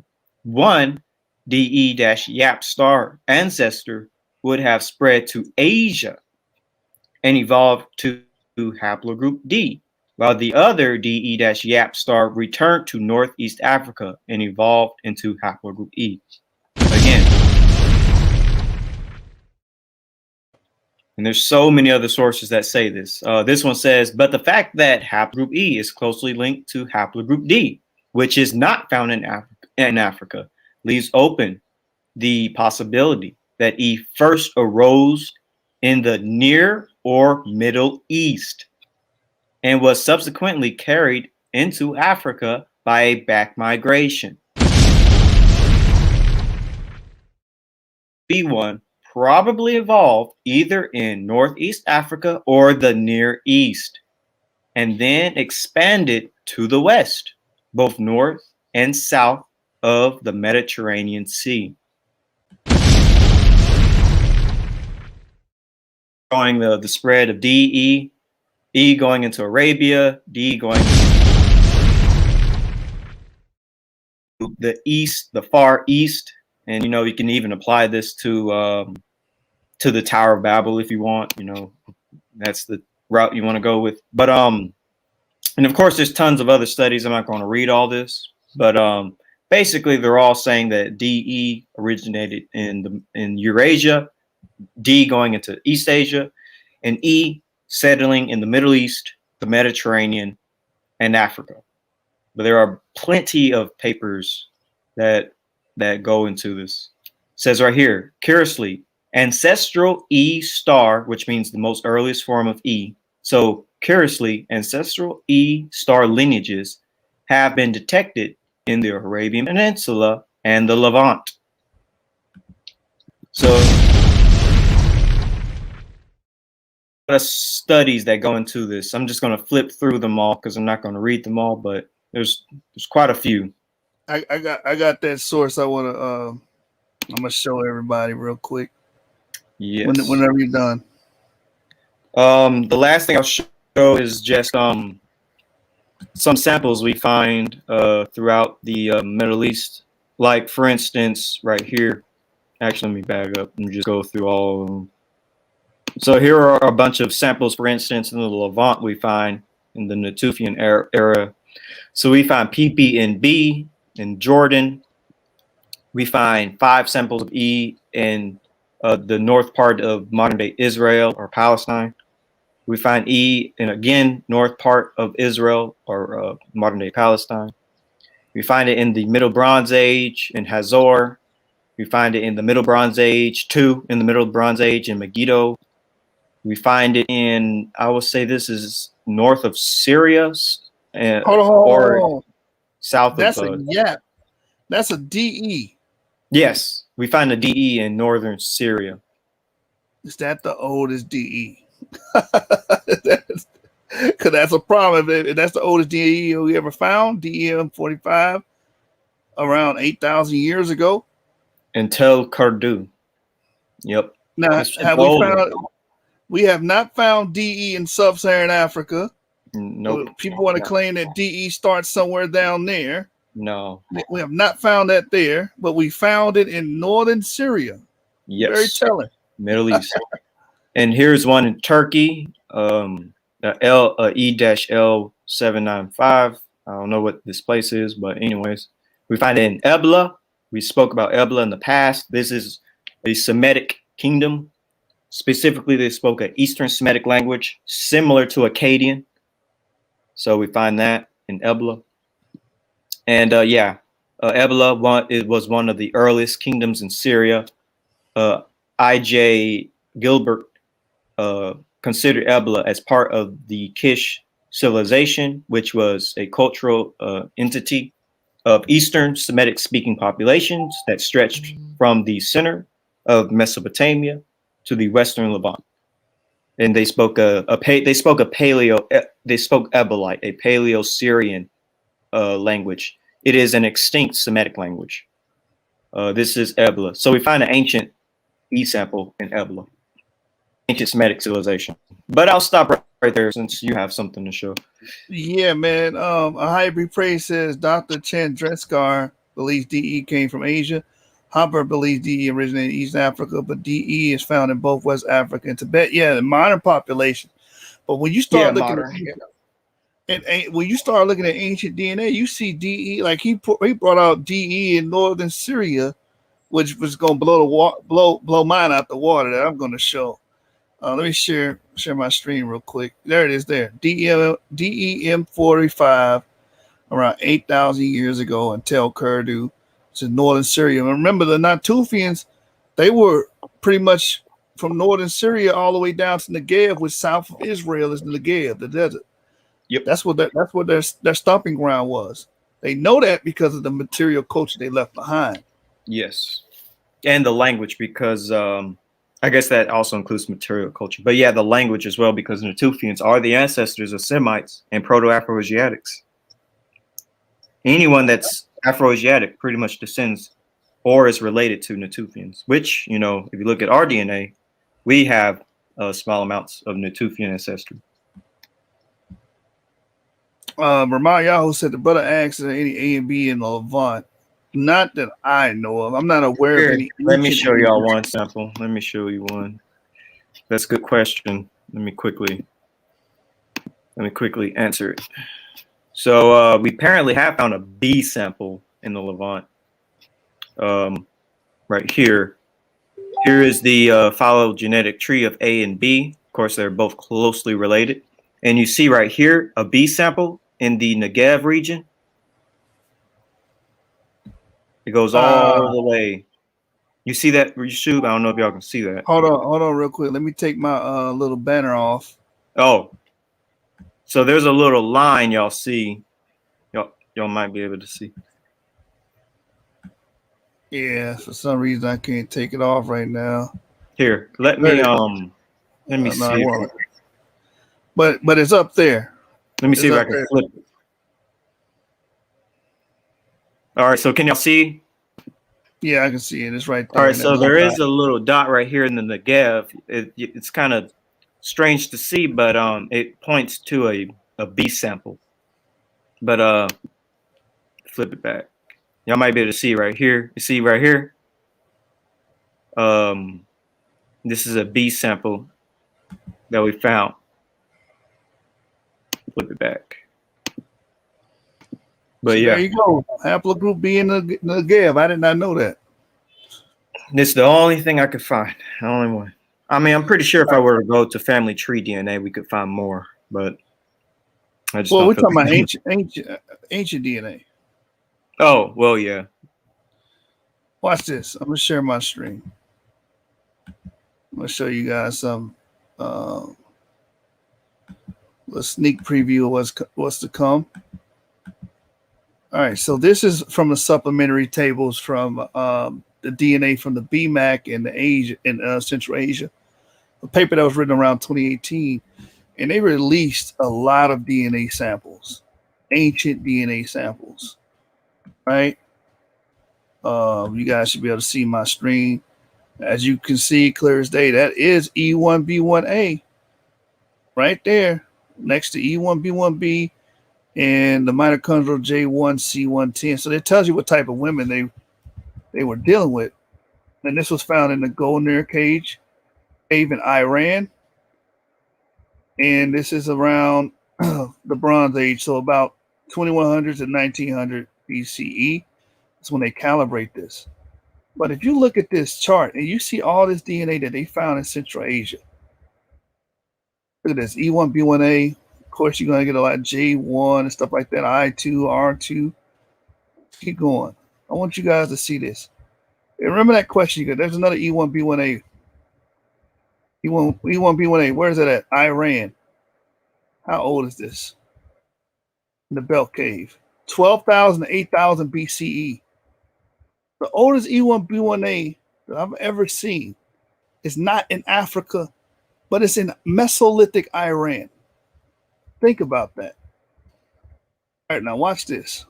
I want you guys to look at this. This is a preview because James is going to go in on this as well, on his theory on where he thinks the Tower of Babel is in a later episode. I just want to show you guys this. Look at that. What haplogroup is that? A. This is also in Turkmenistan, is where they found this, in the Golnir Cave. Look at that date. So you would have had Hamites around at that time in these localities. This is 2500 to 1600 BCE. These will be your Hamites, even the BT, what they're calling BT. That's also found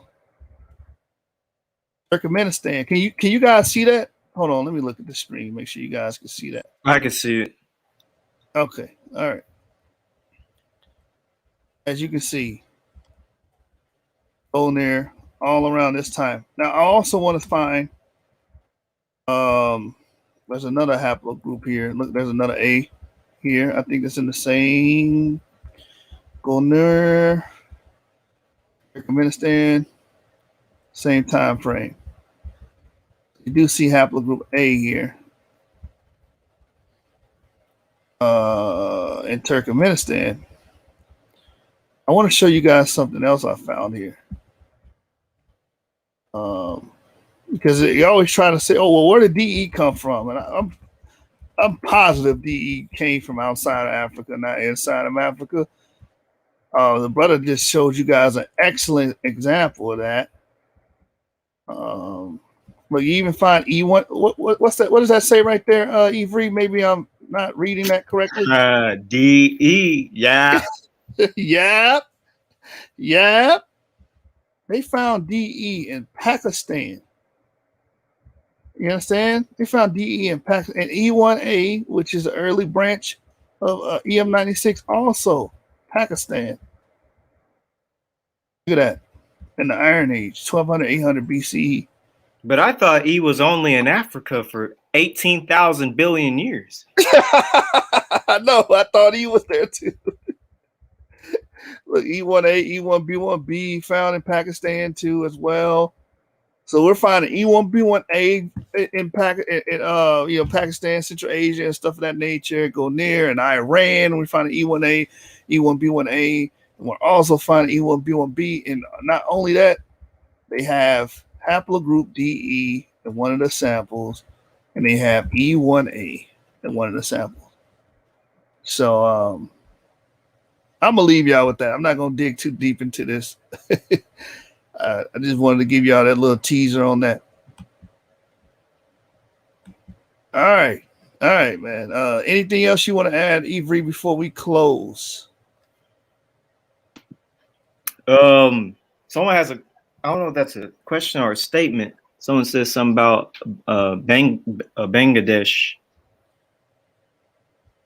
Do you see that by TV? Yeah, he watches all the time. TV, the ET. What's your haplogroup, brother? If you don't mind. He could be an E marker. Could be descendants of those people, those ancient people. You could put the link in too if you want, if they want to like talk to us. Oh yeah. Most definitely. We got 45 people in the building. Who want to come in?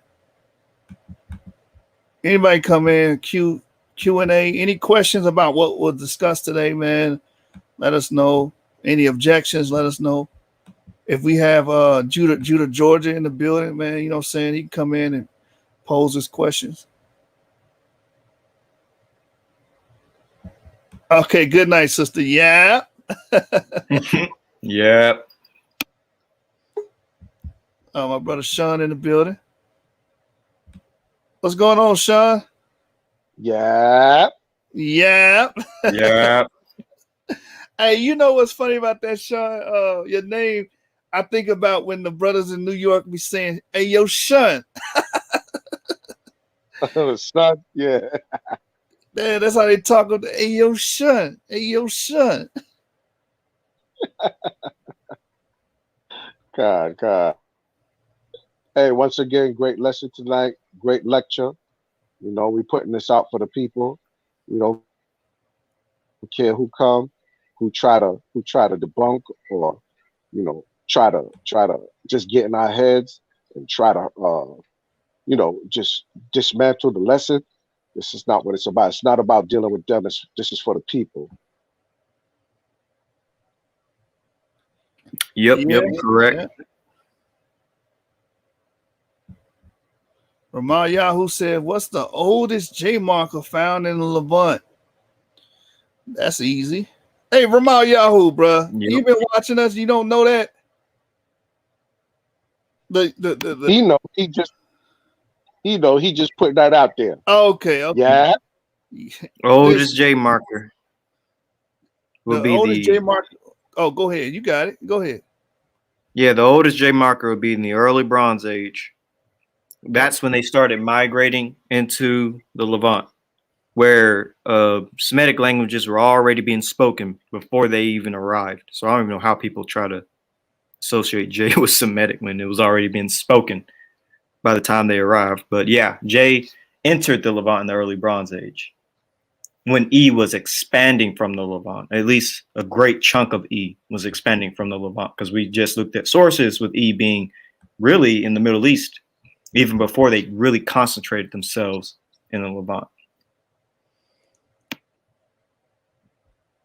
Oh, okay. Yeah, he said, he wanted to screenshot it. You want the source? Yeah, sure. Let me pull that up then. You can share my screen.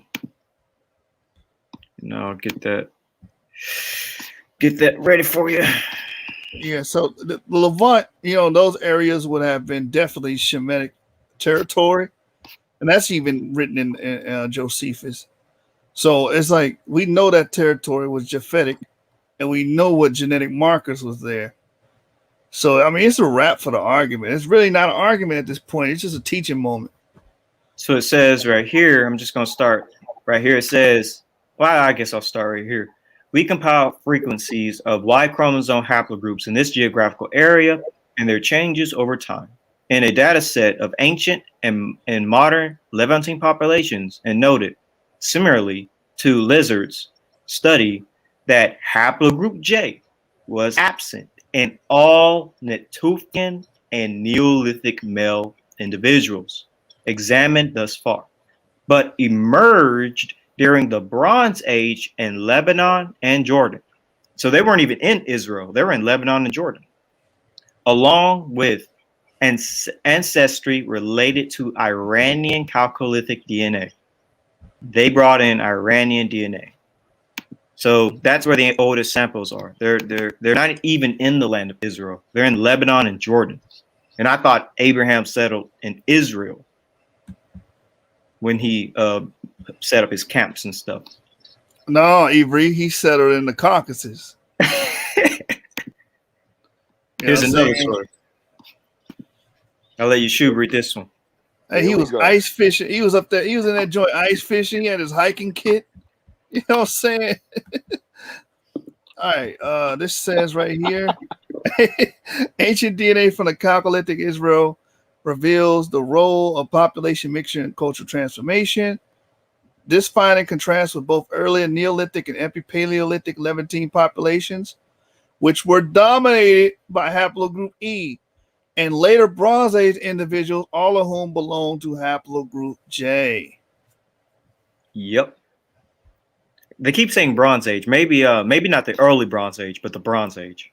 May have got that wrong. So that's even better.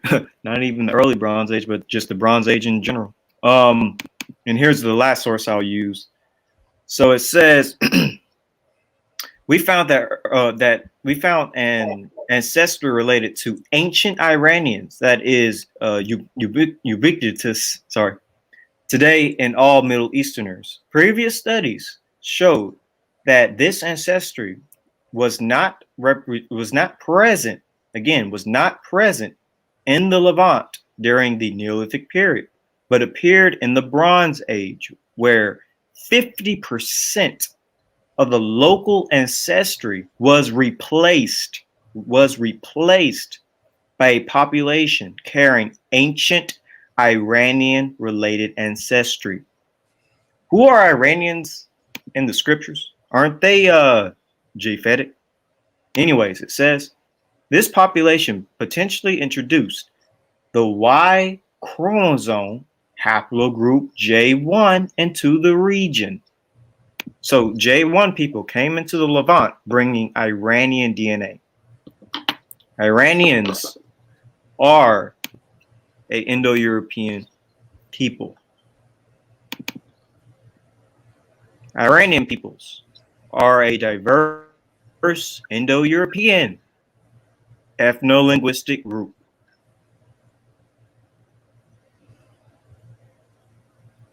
So yeah. Persians, Indo-European. What else you got up there? Here, let me show you the full list of Indo-Europeans. Here's right there. There you go. Yeah, Proto-Iranians are believed to have emerged as a separate branch of Indo-Iranians in Central Asia in the mid-second millennium BC. Ancient Iranian peoples who emerged after the first millennium BC include the Alans, the Bactrians, the Dahe, the Khwarazmians, the Medes, which will come from Madai, which will descend from Japhet. Persians. I thought Persians were Semitic according to Laurent. Yeah, Laurent don't know. Laurent wouldn't know where his nose was if he didn't look in the mirror. Sargatanians, Sakas. Yeah, some Sarmatians, Scythians. Scythians. A lot of people don't know Scythians are actually Iranian people. Yep. The Sogdians and probably Cimmerians, among other Iranian-speaking peoples of Western Asia, Central Asia, Eastern Europe, and the Eastern Steppe. Modern Iranian. Oh, you got it? Yeah, modern Iranian peoples will include Kurds. We talked about the Kurds quite often in the past, not too long ago. Hey, didn't somebody said they was related to the Sardinians? Oh yeah. Where Kevin George? Yep, that's a good point. Yep. And here's haplogroup J2-M172 dealing with the Iranians. You can read that if you want. You shoot. Hold on, I was getting that bot out the dang chat, man. This is getting annoying. Where am I at? Where am I reading? Right here? The haplogroup J dealing with Iranians.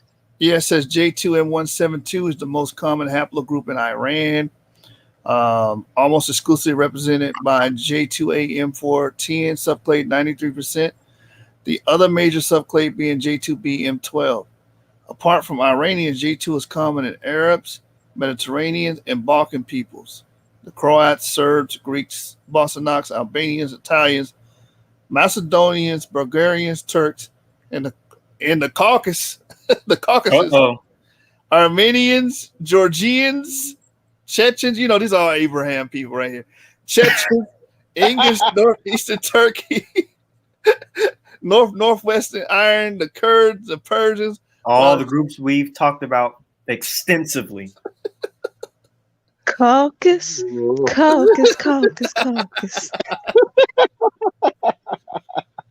While its frequency drops suddenly beyond Afghanistan, Pakistan, and northern India. In Europe, J2A is more common in southern Greece, Javan, southern Italy, while it's J2B, J2M1 and 2 is more common in Thessaly, Macedonia, and central northern Italy. Thus, J2A and its subgroups within it have a wide distribution from Italy to India, while J2B is mostly confined to the Balkans and Italy. We need a bomb for that. I can't be at two places at one time, brother. Hey, but yeah, I mean, this really goes with what was being stated earlier about these early J2 markers that brought subsistence survival, but basically early farming into Europe as well. So it was definitely present. But apparently, all these people are Semitic. You know, Georgians are Semitic. Chechens and English are Semitic. We're not going to say Sardinia anymore. We're going to do what Kedrick said. That's the Kevin G branch. They spoke a Kevin G dialect. Someone said too cold for us. Too cold for it. Yeah. Is that the Hurrian dialect? The Hurrian dialect? The Kevin G dialect? A new video came out from LanguageCon dealing with the Hurrian language. If you want to go to that YouTube on YouTube, if you want, it's up to you. But it's kind of interesting how it came out literally when I was giving my presentation about the Hurrians. If you want to show the audience what the Hurrian language would sound like, so that they can really know that these are not Semitic people. Let's hear how these ancient Canaanites would sound. Uh-oh. What's your question? In the words of Brother Zadok, what is God learning tonight?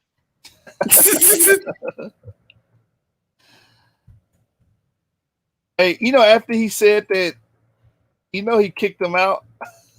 Oh, really? Yeah, he had booted him to the backstage. Yeah, he kicked him out and brought him right back. And he was like, you know what, I can't. This is why I don't have to deal with Israelites. This is why and he kicked him out and they brought him back in and they started laughing. Oh my goodness. Hey, Ivory, what's the channel called again? Just type in Hurrian language and it should pop up instead of typing in the channel. Is it I Love Languages? Yep, that's it. That's it. All right. 3-minute video. You don't have to play the full 3 minutes. Just the early part with some of the languages and then the sample text. I really like that channel. Really brings to life these cultures, you know. The Hurrian language. Numbers. Suko, Sini, Kige, Tumini, Narya. Oh, that's what Abraham sounded like. Cindy. Yep. Tamri, Eman.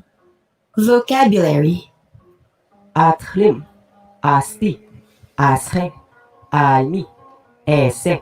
Doesn't even sound Semitic. Endan, Eni, Fira Dardi.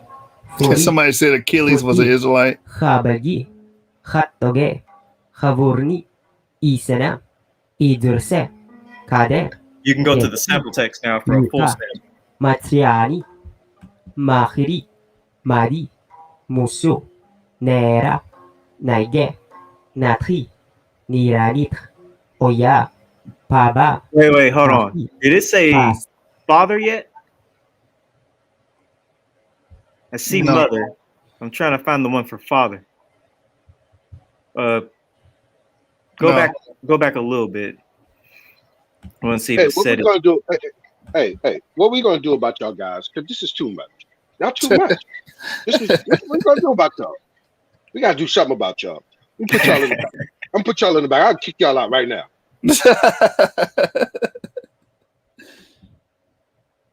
No, I don't see father yet. All right. Well, I know for a fact that none of these words are Semitic because mother is not. That's not the name for mother in Hebrew. Wherever that term is. It's Abba. It's Abba and Hurrian. Saphali, Pantani, Sapli, Sauri, Tare, Tali, Tzadi. Somebody said it sound like Hindi. Sample text. There's the sample. Tis atal, endan nurkes purli, nargalbastum, puruliat diallan, tirabagas sakruin. Siratilimub, uruk ummiwe, talawu siabri, talmastili, situri ni kriyasenebi, allani, mansurama katillinisas, Oh yeah, I was gonna go to that, B-Red. Aratiwetan mati, matupat yan eh. Inutanin, Henmi, That, ladies and gentlemen, Mustatia, is the Inumanin, Korean that language. Henmi, That sound Seniway like they don't know Sastataf, whether they want to speak Anam Arabic Tilan, or Supas, Hindi Sausas, or Amanutilan, something else. Simiganitilan, Chinese, I haven't Mandarin.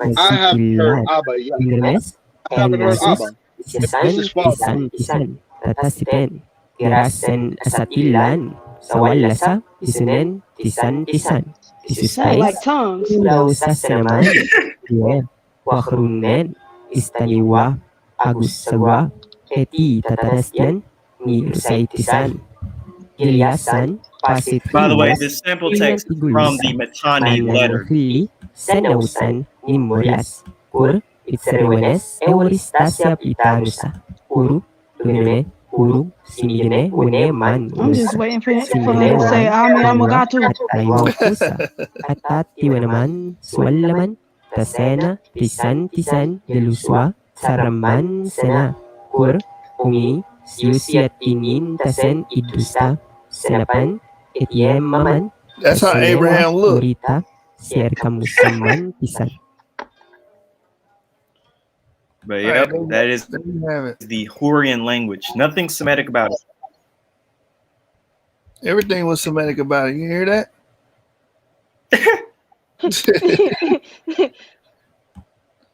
Ahaya said you can clearly hear some Indo-European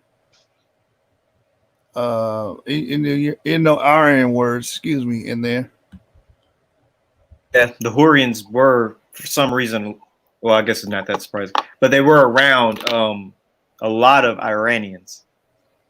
The Mitanni Empire, of course, was ruled by Iranian peoples, or Aryan peoples, as sometimes they might call it. I heard Arabic, I heard Mandarin, I heard Hindi, and that's it. I heard Chechenian and English, and Hittite. Actually, I'll take Hittite off. I actually kind of like that language, but I heard Chechenian and English.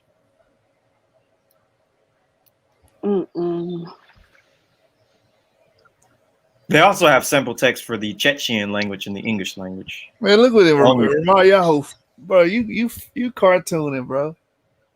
So I can talk to Kevin. Talk to him in his native tongue. Man, you gotta learn Guccian. What's how you pronounce it? Your shoe, Guccian. Oh, Gucci. Oh, together. Gucci and Harry together. Yeah. Bulgarian. D Red says something like Gurian or something. I can't remember what he said. D Red, sorry. D Red, drop in the chat what you called that name again. A mix of Gucci and Harry, and I think it was Gurian or something like that. Who's GED? Who is that? G-Con ain't never got his GED. JCTS15. He said mine's is. So that's your DNA, that's your haplogroup. That's interesting. Well, I'm gonna show everybody this one more time. I ain't gonna say one more time. I'm probably have to show you guys this again.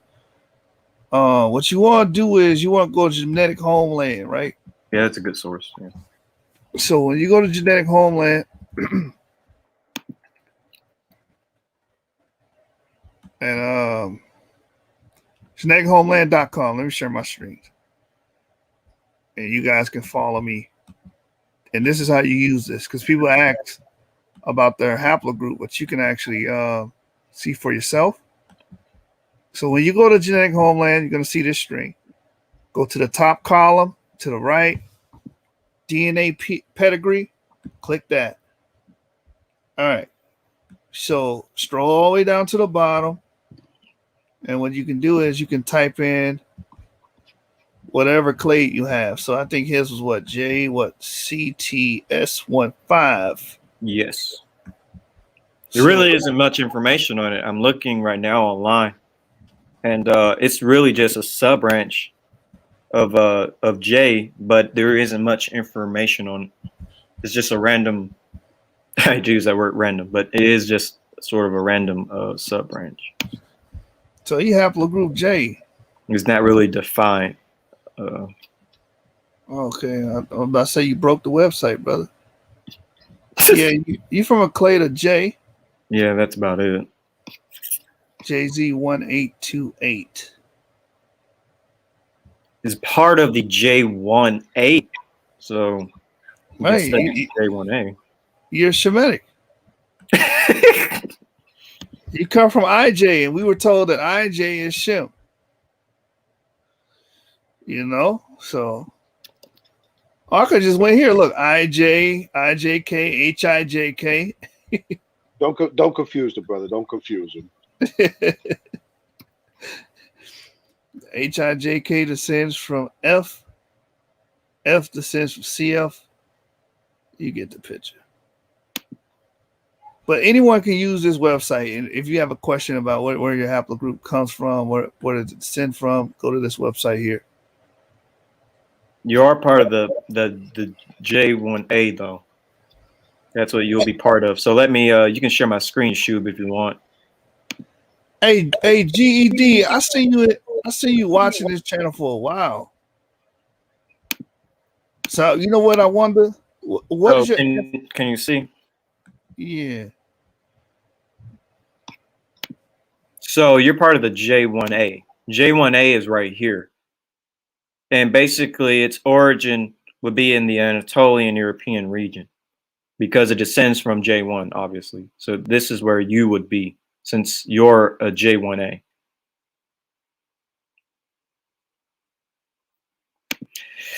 But your specific subclade is your specific subclade is not really that well defined. There aren't a lot of with the TS15. There's not a lot of people I could just specifically find with that one. What was you gonna say to him? He's in your room a lot, or you're in your I see his name, here and there when I do a live.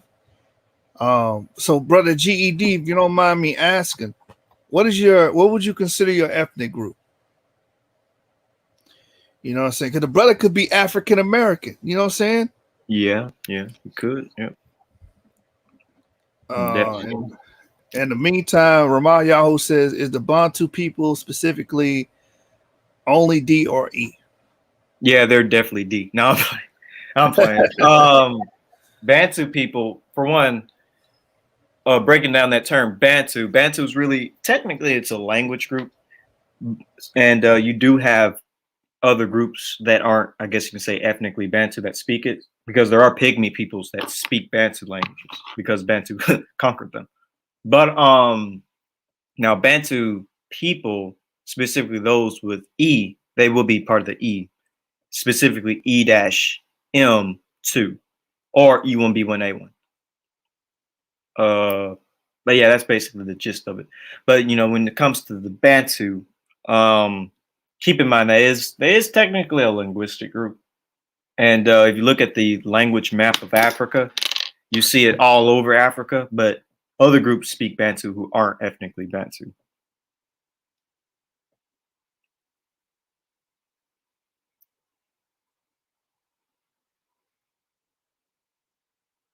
You sure they're not haplogroup D, brother? You might got a couple with some D. Hey, servant, man, chill out, man. We ain't calling nobody mutant in here, man. Ain't nobody a mutant. Everybody come. We all humans here. Y'all brothers be going too far, man. TV, the ET. Yeah, Do you want to join the room? Let's not stop being disrespectful. I'm sorry, Abid. I didn't mean to cut you, bro. Let's not be disrespectful, all right, family? We're here to learn. We're here to learn. We may play around and joke a little bit, but let's not be disrespectful. Hey, so what y'all think about this comment right here? Because it's 1,000 things going in my head right now. Maybe I'm not processing this correctly. They never thought blacks could reach this level of scholarship. Buffering. No, they knew. They knew. It's just it's still buffering though, because it's like, what's it called? Deja vu. You feel me? To a lot of people having dreams and visions and stuff. Visions, yeah. Yeah, I blacks read have this always been completely. intelligent. I read this completely wrong because I'll tell you guys later. The way I read this is kind of crazy. Like, Yeah, don't say it now, cause you know they gonna say you got read it, comprehend you. no, I'm just saying like how it was posed. Uh, Somebody, I don't know who this is. Wild. This is crazy. What is that supposed to be? Join the panel, Facebook user. Yeah, that must be a block person. Could be a bot, yeah. Because sometimes bots leave weird comments. If a bot, I be praised. You said Ngozi went at you for saying that DE was in Syria. when was this? Because I never heard of that. My brother Ngozi got a problem with us being in Eurasia, man. Anywhere outside of Africa. If you know, we know in Ngozi's model, we know how he shapes his bottle. You know, he's Islam. he said, I remember I said DE was found in Syria and I was nearly crucified by a certain person on the comment board whose name starts with an N. I know who he's talking about. Oh, okay. I mean, at some point you gotta see the point where if we find the earliest DE somewhere outside Africa, you just gotta admit that, man. We don't find it in Africa, like no ancient sample. TV to ET says his pops knows that he comes from Abraham, and we are Shemitic. Yeah, you probably got an E marker. I mean, you say you're in Bangladesh. Yeshub just brought out sources. I think he was here about a lot of Pakistanis and Iranians having old E markers. All right, this brother says he's CTS 1313. Yeah, well, you're EU 174, bro. You E1B1A. Yeah, I'll just look up information on E1B1A instead of that specific sub branch. I mean, you can look up your specific sub branch, but it's probably easier to just look up E1B1A in general. Sometimes you do have to generalize things. Hey, TV, don't do it. Like, come on, man. I'm going to bed, bro. Yes, there was a slave. I'm going to bed, bro. I'm going to bed, man. I'm not even dealing with this tonight, bro. TV. Every time Yeah, you see, I ain't sleeping a couple nights. I know you don't mean no harm by this, but I ain't gonna go too hard. But every time you see our DNA somewhere, it does not automatically equate with slavery, bro. It don't. I Yes, showed you do, Yeshua. We're Canaanites. We're 12,000 always meant to be enslaved. 12,000 years ago. 12,000 years ago, though. well, the Arabs did teleport, and they made a time machine because them golden plates they got off the side of the ark when The Abraham golden came down. plates. You mean the emerald plates from the Sumerians? Oh Them God. too. But Yeshua knows exactly what I'm talking about. I know exactly what you're talking about. Did somebody bring up golden plates and emerald plate? What's going on here? Yeah, Yeshua brought up gold plate. Wait, no. Sherry brought up gold plates. I brought up the emerald plates of the Sumerians. The Mormons are in on this. No, it's the Freemasons. Oh yeah, Kevin G did say that. He said the Lemon Tribe don't Golden have plate. Remember that? It was like they primarily J. Like, no, they not. Yeah, there was, and that's They had a whole bunch of eat that shit too. But the Booba was who they was correlating with the Booba tribe. They was correlating with the J marker for the Kohanim. Am I right? Yeah, but that's like one small fragment of all of the limba. Like the limba are huge. Yeah, they're a Well, he tribe tried of to people. discount, but he tried to discount the whole Lemba tribe because of that J marker for the Booba, the Kohanim marker. Yeah, he did. He basically said that they're not Jews, that they're really descendants of like Arabs or something. I don't know what his problem is. Yeah. Well, I know what his problem is. Anybody that's African or looks black, claim to be an Israelite, is lying. They're false automatically. So that's why they tried to disprove and debunk the Limba, because you don't see them going around and trying to debunk the Parthians. They don't go up there and try to mess with those Jews. Oh no, or the Mizrahi. Do they go around trying to debunk the Mizrahi? No, they look for the African ones or the black ones. Mm-hmm. Some people even try to go as far as to debunk the Ethiopian Jews. The bot's back, by the way. Yeah, I got rid of it. Man, when we brought out, it's funny how this bot pops up as soon as we bring out this information. It ain't funny. That's how them alphabet soup people work. The alphabet. No, talking about right. the Real talk, because right now, like we don't see these bots on a lot of people's channels. We don't see them on Dante. We don't see them on Tell. We don't see them on CB. But this information right here for this channel, this small channel, is so powerful. This is bigger than we think. These are different people attacking this channel. Yeah, there's definitely someone behind this bot. That's true. This stuff don't just pop up out of nowhere. Someone is intentionally putting it there. But man, I'm gonna have to tell y'all on Clubhouse. Yeah, they trying to shut the whole channel down. Like, like you got 20,000, 25,000 followers. You know what I'm saying? Like they going hard right now because this information we getting to the nitty gritty. That's why I'm sorry, you keep going. I know who's doing it. No, you keep going, Sean. Hey, hold on. I know who's doing it. The ghost. Looking good, Turner. Timmy Turner. Very odd turn. I haven't heard that in so long. Dinkelberg. The damn Dinkelberg, man. He always at it. Yep.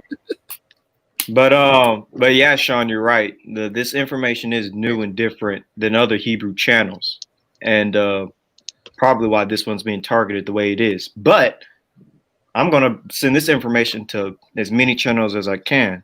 I'm gonna send it to Divine Prospect. I'm gonna send it to. I wonder if I should say who I'm sending it to, because then they gonna get there. I'll keep it to myself. But y'all see when it comes out on these different channels. But I'm gonna keep the information to myself for now. The channels I'll be on. I'll talk to y'all about it in Clubhouse. Yeah, I'll do it in private on Clubhouse. I don't know, man. Edward Snowden, he kind of said some stuff. Well, we've always known the government is in our phones and computers and stuff.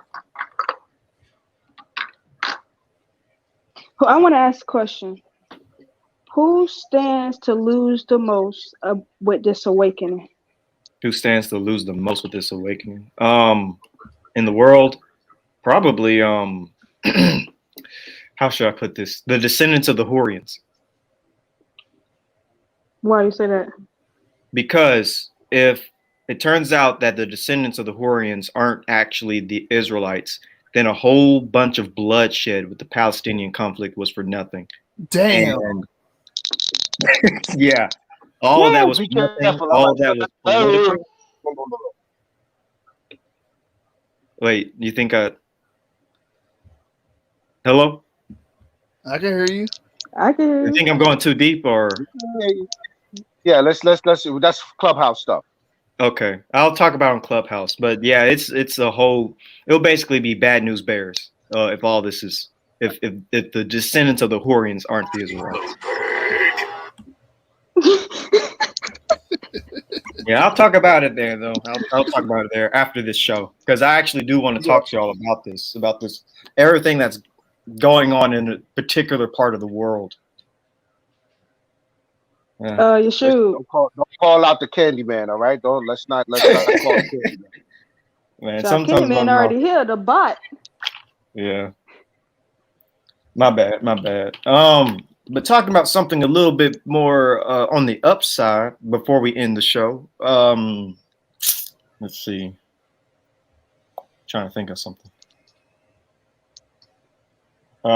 Good episode though today, you shoot. Really good. Brought out a lot of good information about these haplogroups, the ones that will be from Japheth, the ones that will be from Shem, and it's irrefutable. Definitely the FM89 lineages would be Japheth because they settled in all the regions that Josephus and plenty of other Muslim, Jewish, and Christian writers say where we find the descendants of Japheth, and it's the places where we find FM89 lineages. Whereas Shem, of course, we find in the Middle East, Mediterranean, and Africa. So at this point, it's irrefutable if we want to go back to the genesis of these peoples, the genesis of the Semites, and the genesis of the Hamites, and genesis of the Europeans. It's pretty much factual. Now the next, now the next thing to do is to find out who are the Israelites. That'll be the next thing, which is what I'm doing on a certain channel that I guess I can't even name now. But don't even let Dinkelberg know. Yeah, but I am preparing a presentation, and I'm going to bring this to your channel too, on who are the Israelites. Because again, all my presentations that I've done, and even that debate I did, is not about the Israelites. It's about the ancestors of the Semites. Because we got to go back to the beginning. But now, soon, I will be doing presentations on the Israelites, since everybody seems to want that information. God, great lecture tonight again. To the Rabbah, to the family, to the Rabbah, to the chat. This is enjoyable. We're getting into the thick of things. People starting to pay attention. The Candyman is even paying attention. The boogeyman, the Baba Daga, or the Baba Yaga. I mean, So the brother that just made this comment, right, Marlo, all you have to do is type in Z600. Oh, he said 003. I put 005. yeah, he shoot needs that sleep. Who said 003? Yeah, that's 3. That's down to 5. That's a 3. Dang. I put 5. So 6003. Let me try that. Z6003. It kind of looks like a 5 from an angle. But, From an angle. Yeah. Yeah, it worked. Look. There it is. So you descend from EM180, which comes from EM2, which is EV38 E1B1A. So yeah, it does work. You just got to put the actual mutation. Don't put the E. Put Z6003. There's also another good app that y'all could use. You can share my screen if you want. You shoot. Let me pull up. Well, actually, hold on. Ooh.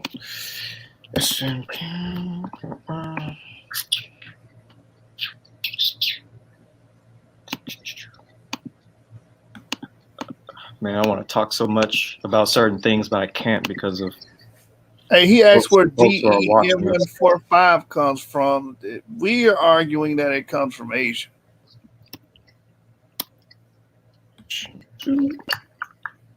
All right. So here's another good source. It can always be updated and stuff like that, and we need more like this, more websites that are like this. But it's decent enough. But it basically shows how E is in the Northeast Africa region. We have the ancestor E-P147 close to Sinai and close to Egypt. And there's other websites like this that actually have it in the Middle East. But this is just one of the ones that I'm showing right now. And you can, all you have to do is type in, well, actually, hold on. Let me type in descendants. So here's the descendants. And you find E a lot in the Levant and in the Middle East. And they have the time periods right here. Like the green means Iron Age. The light blue means Bronze Age and things of that nature. Yellow means Roman period. But you do find E samples in the Arabia and parts of the Middle East and the Iron Age and Roman Age and stuff like that.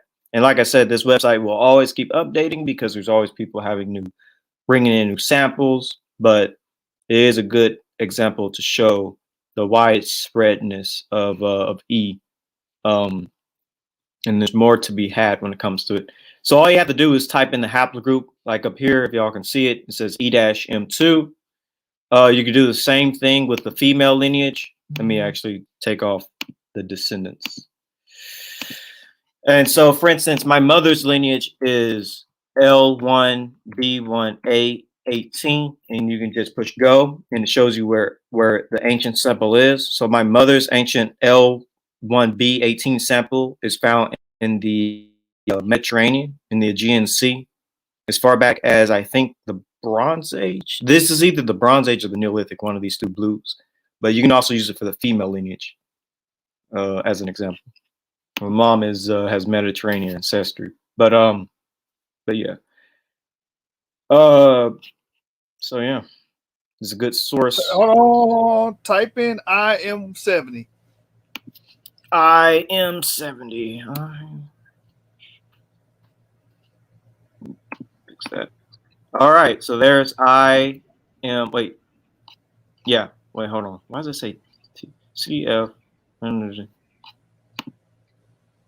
I don't know why it's saying T. That's kind of weird. Unless it's an I. Yeah, does that look like a T to y'all? No, that's I. That is? Yeah, T wouldn't be over there. Hold on. Blow that up again. Let me push descendants real quick. Oh, that is T. That is T. Yeah. That's a T. Why does it say T? Maybe I don't know. Did I give you the wrong mutation? All right, I can't just type in IJ. I need the actual descendants. Oh, I got you. Hold on. Yeah, give me the dash. Everything after the dash. Oh, I got you. I get you the mutation. Are you trying to look up G-cons?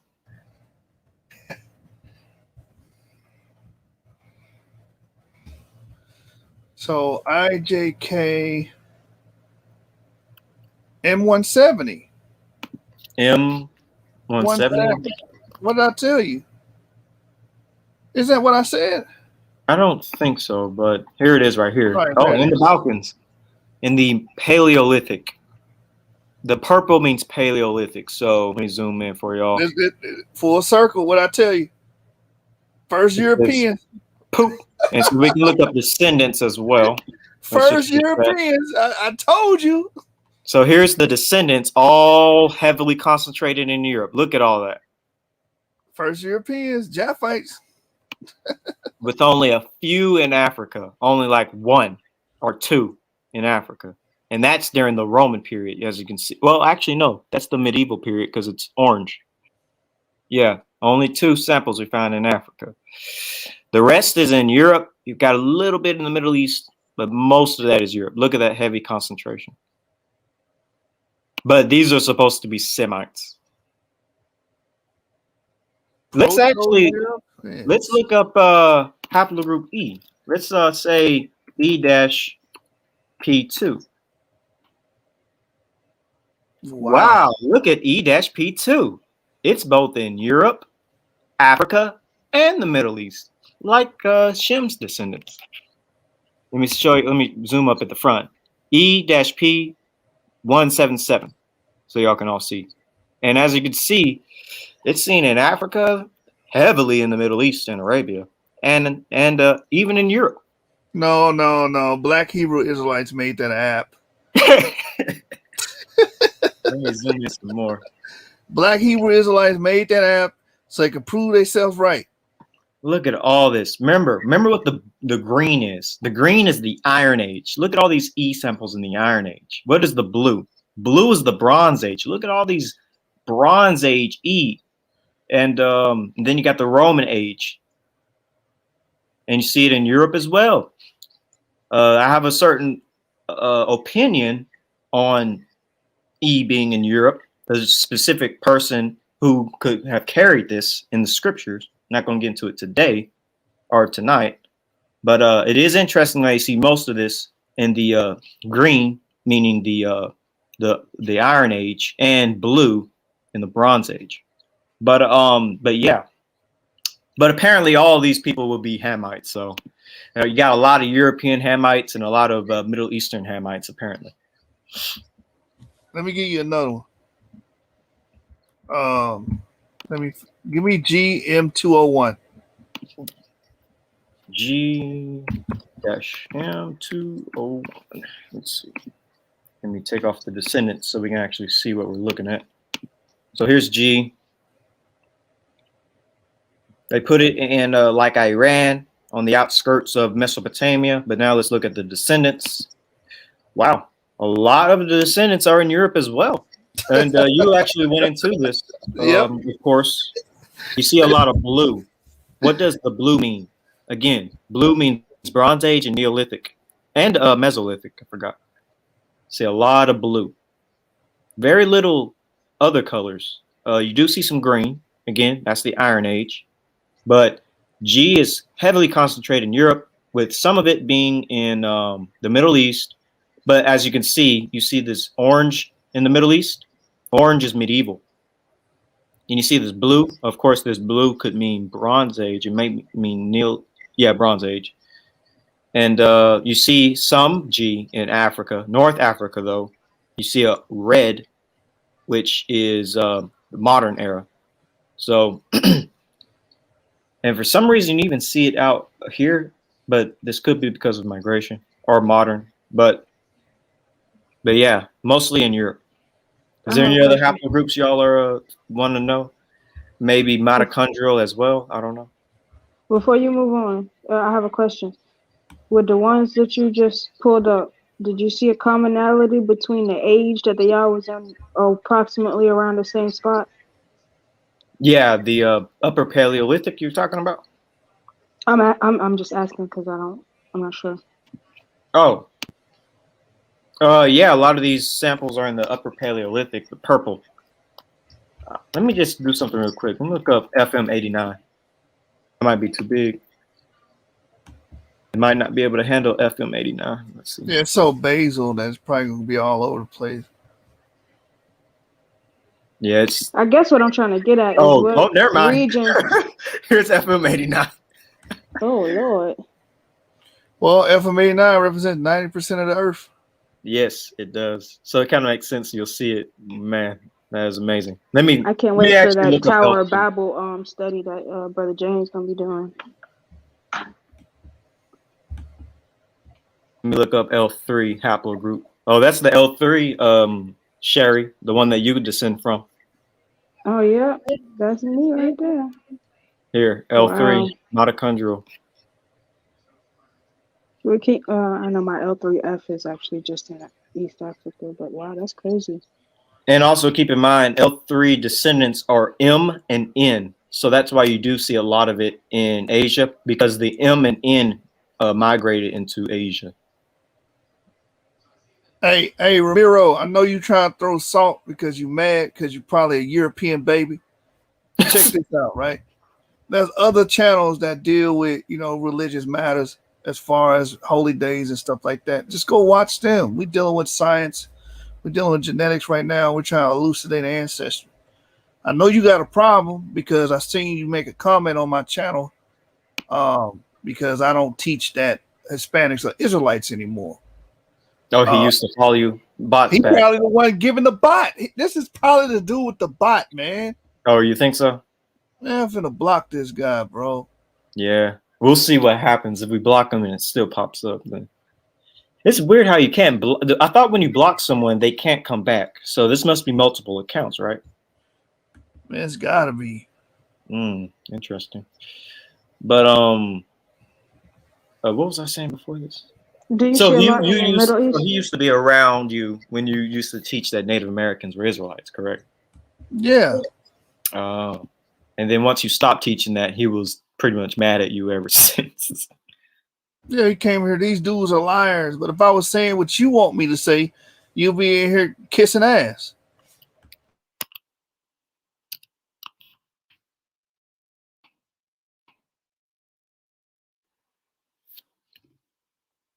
Bama said, yeah, he the one.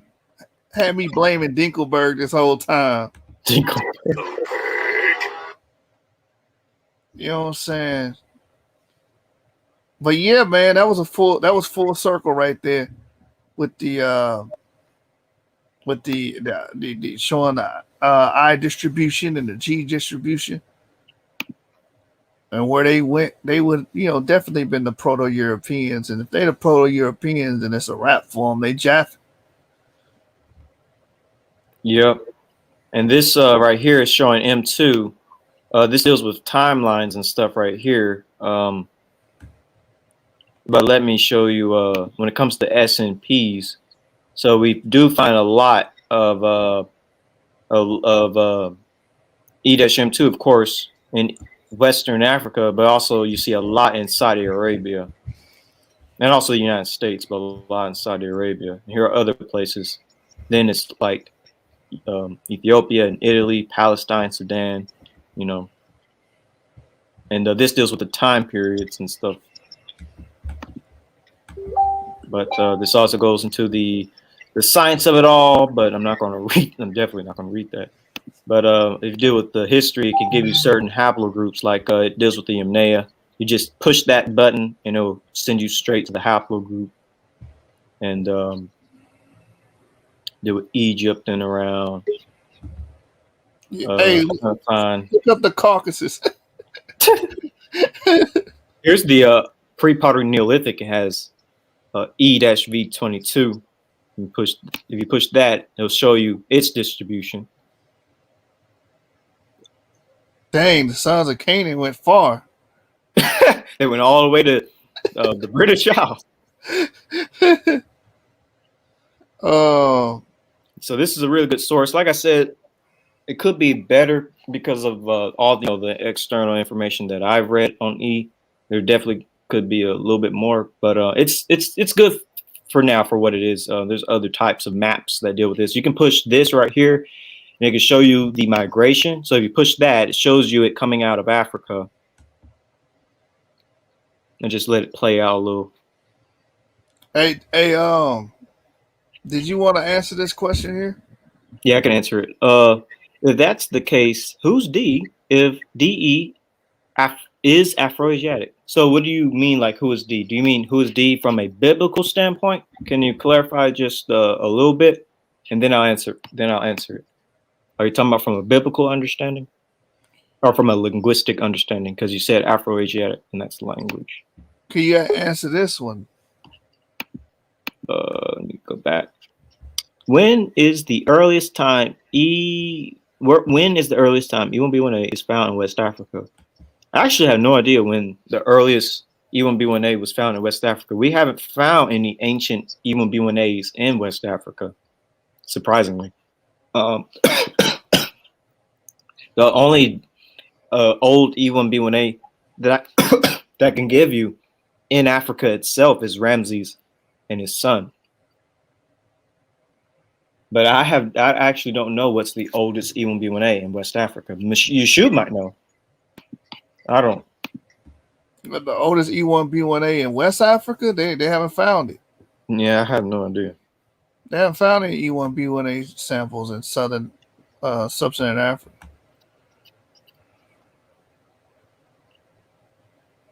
Okay, so yeah, this is a great source for y'all if y'all ever want to study. Here's I'm sorry. Curtis Lee says, what's the Ubaid period? What's the the Ubaid is the Mesopotamia. The Ubaid period. Oops, it moved to an article. The Ubaid period is the prehistoric period of Mesopotamia.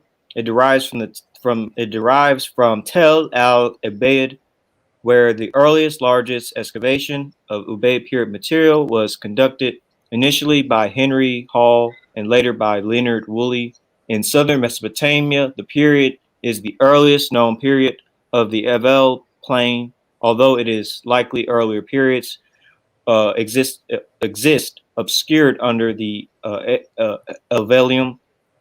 In the south, it has a very long duration between about 6,500 and 3,800 BC, when it is replaced by the Uruk period. In northern Mesopotamia, the period runs only between about 5,300 and 4,300 BC. And then there's more. You have to go to the wiki article, but apparently there are E samples there as well, so we can push that. And yeah, it does show E in Mesopotamia, right here. EV13. I meant EV22. Wait a minute. Yeah, that's purple. So that's Upper Paleolithic, right? That's what purple means, right? Paleolithic, and the dark blue is Mesolithic, and that's basically what we find. And light blue is Bronze Age. So you basically find Paleolithic, Bronze Age, and Mesolithic samples. So in Shem designation, like this will be Shem's territory. Yes. All righty then. Let me look up haplogroup A. Let's see what we can find with that. Somebody said look up EV12. EV12. All right, give me a quick second here. It's running a little choppy at the moment. Here's a good one. Oh, I want to answer this. I want to answer this one. Is that EV12? No. This is A. All the descendants of A. Oh, that's because they're going with the secular model that everybody will be a descendant of A. Right. So what was it? It was EV12? Yeah. EV12. Let's first go with actually we'll just stick with the descendants. There's EV12. Again, high concentration in the Levant. And you find samples, of course, in the Mesolithic Arabia, as well as the Iron Age Arabia and Neolithic and Bronze Age Arabia. Wait, why would they be there? They're not supposed to be in Shemitic lands. I don't know, man. Maybe this was made by Black Hebrew Israelites. I don't know.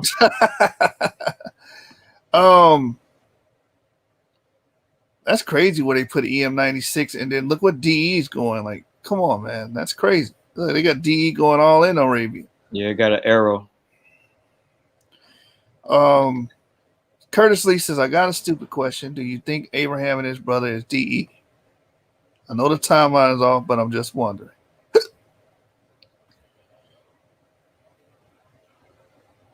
You want to answer that, Avery? You want me to answer it? Because no, he would not be DE.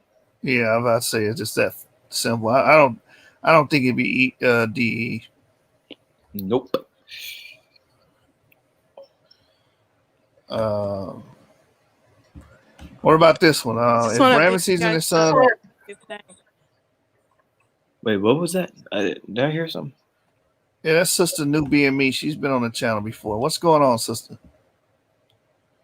I just want to big you up for all the scholarship. I just want to let you know that I was so happy when you gave it to the Bereans, So just want to give thanks for all your studies, your scholarships, iron sharpen iron. So brothers and sisters, we do appreciate it. We appreciate it so much. So thank you so much for busting out the truth. So I just want to come on and praise the Most High, our Father, and praise y'all for making these studies available so that we all can do our investigation and then, know who we are. Give thanks. That's all I wanted to say. Well, thank you, sister. Yeah, all praises to the Most High. All praises to the Most High. Yeah. All praises. Yeah. Hey, Avery, what you think about this right here on the screen, right? If Ramesses' son are E1B1A, does that make E1B1A Cushitic? Oh wow, that's kind of weird. I mean, a better debate would be Egyptian than Cushitic. But no, it doesn't. So, all right, let's break this down, I guess. So if Ramses and his son are E1B1A, does that make E1B1A Cushitic? All right, so the reason that I would have to say no is because there's really no information that even alludes to haplogroup E1B1A being Cushitic, nor is there even information alluding to Ramses being Cushitic. I would like to know this though. Why did you word your question that way? Because it seems like we have a presupposition that E1B1A is Cushitic. So that I would like to know. All right, LEE, if you can, get some clarity.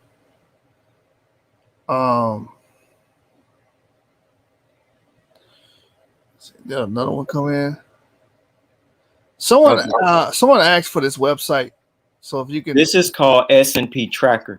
There's also another one I can give y'all too. Another type of app. Here, let me just type in another. Well, actually, I'll just wait and let y'all write that on a notepad. S&P Tracker. It's really good. I should have used it in my presentation probably, but I really didn't see a opportunity that was right to use it. But it's a good one. There's others. I'm going to show y'all another one in a minute. I'm going to leave it up here for a few more seconds. All right, I'm changing it. I'm going to give you another good one called Heat Map that deals with DNA. So this is why Heat Map, and it can show you. I've actually showed this as screenshots in my presentation, but it can show you the highest concentrations of where certain haplogroups are. For instance, let's look at Yitzhak's haplogroup. If y'all don't know who Yitzhak is, he is a Yemeni Jew. He has haplogroup E-M123, as he likes to say, or 123. So let's look that one up as an example, So E-M123. Let's submit. Where is E-M123? Oh my goodness. Hold on. Let me just use the button. That's not what I wanted to do.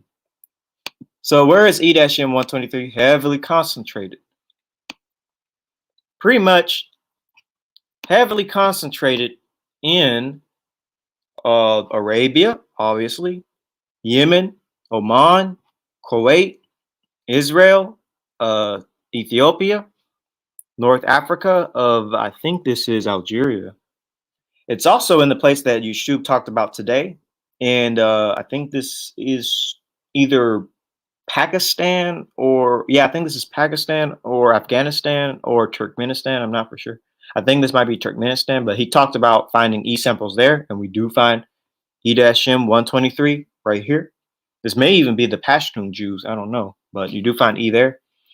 You find it all throughout the northern part of the Near East, the Balkans, heavy concentration in places that we find Eastern European Jews as well in Eastern Europe.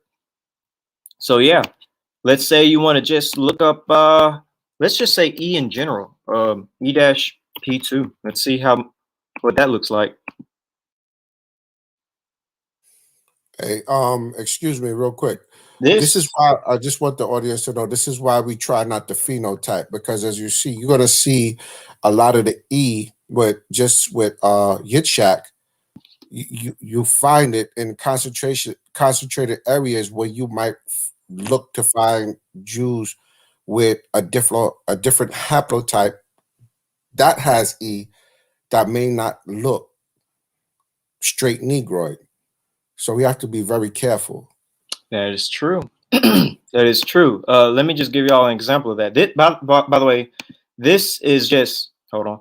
This is just E in general, E-P177, like you find, of course. And by the way, this is why I say looking at specific populations is better than looking at language maps, because according to this study, E is really seen in like E1B1A is like really seen in one part of South Africa, a few parts in Eastern Africa, a few parts throughout Western Africa. Like it doesn't light up the entire map. Like it's only select parts of the African continent that has E. The whole continent doesn't have it. It's only certain populations. And you see it, of course, in Arabia. You see it throughout the Mediterranean, which a lot of people associate with lighter skinned peoples, but yet E is supposed to be Hamitic.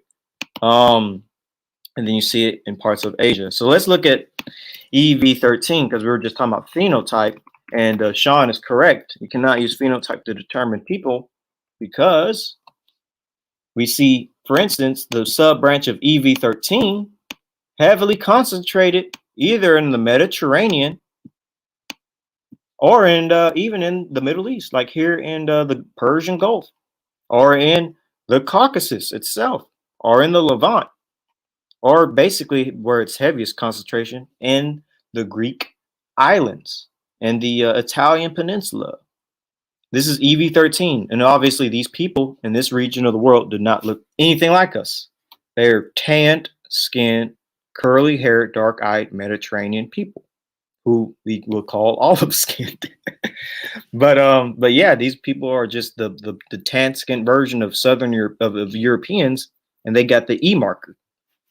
So phenotype is definitely a very bad argument. God, so if you have an E marker, you are related to these people. Yep. You're related to Greeks. You're related to these Mediterraneans. So can I claim white privilege now? Yes. You know, this is why I say when it comes to haplogroup E, it really is the foundation of civilization. Like, it is seen in all the major civilizations of the world. Greece, Rome, Egypt, Mesopotamia, Amazigh.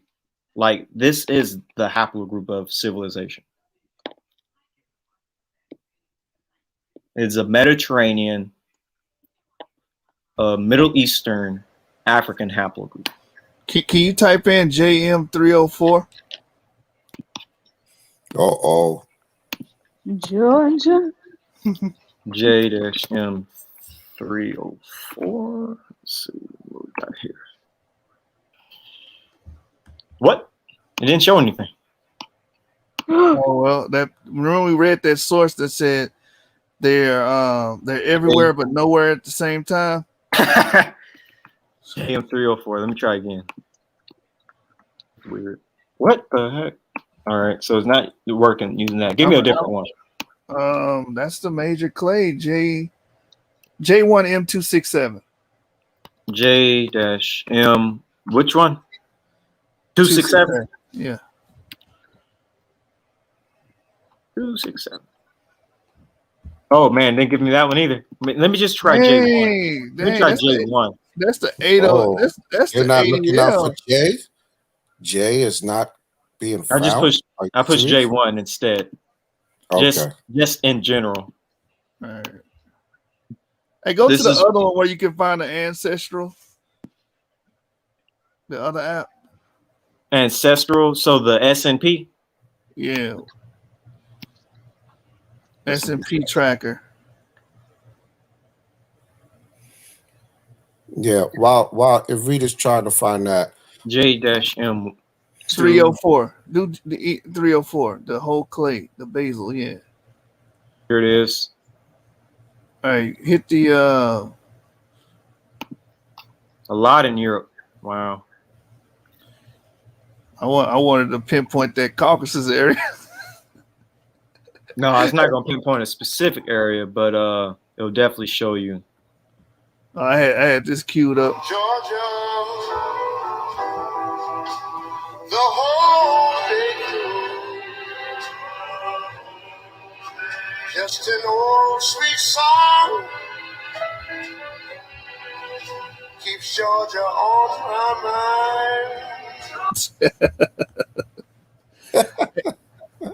TV to ET says, so why do they say Ramses is E1B1B? I have never heard someone other than Coptic people or Europeans try to say Ramses is E1B1A, E1B1B, and this is on internet forums, not on established genetic websites. Established peer-reviewed genetic websites say E1B1A. Even if you were to type in Ramses III on Wikipedia, let me do it right now. Ramses III on Wikipedia, they're going to say he was E1B1A, and they're going to give you the link to the source as well. You just go right here, DNA and possible relationship with his son.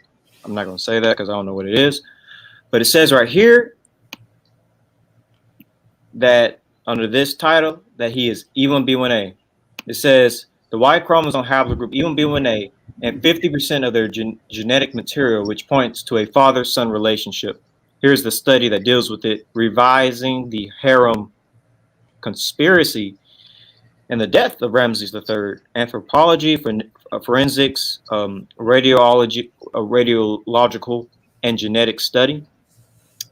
And, you know, he is, zoom in more, he is E1B1A. And also, if you push the E1B1A tab, they also have one for famous people. It says Pharaoh Ramses III in DNA. Push that, brings you to the thing, Pharaoh Ramses III in DNA, E1B1A. So he is not E1B1B. Pretty much established fact that he is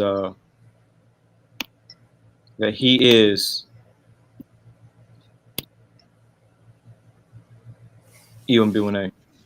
Here is a paper that deals with it. Here's the. I was about to say, they're gonna say a BHI doctored that paper on Wikipedia. Yeah. So just in case people think that Wikipedia thing is lying, here is the paper, the actual genetic paper, with all the scientists. If you want to try to debunk me, it's not me saying that. It's all these scientists. So you email and talk to them, and you'll be doing a lot of emailing.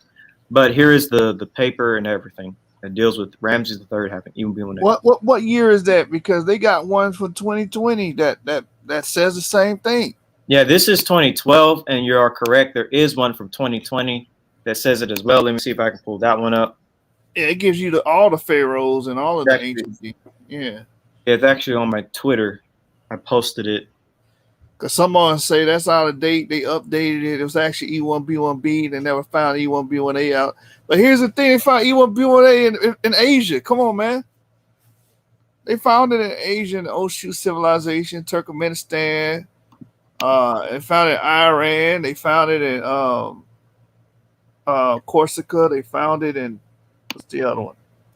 France. Yep. Hold on, I'm pulling it up right now. The 2021. I know what you're talking about because I follow a lot of Arabic people on Twitter, and a lot of Arabs have E markers. Or let me go to the. Well, LEE, he would be Egyptian because, again, like you're American. Well, I don't know if you live in America. I'm American because I live in America. I'm a part of the American society. I'm a natural born citizen here. So he would have been Egyptian because of that, or whatever that term was back then to denote him.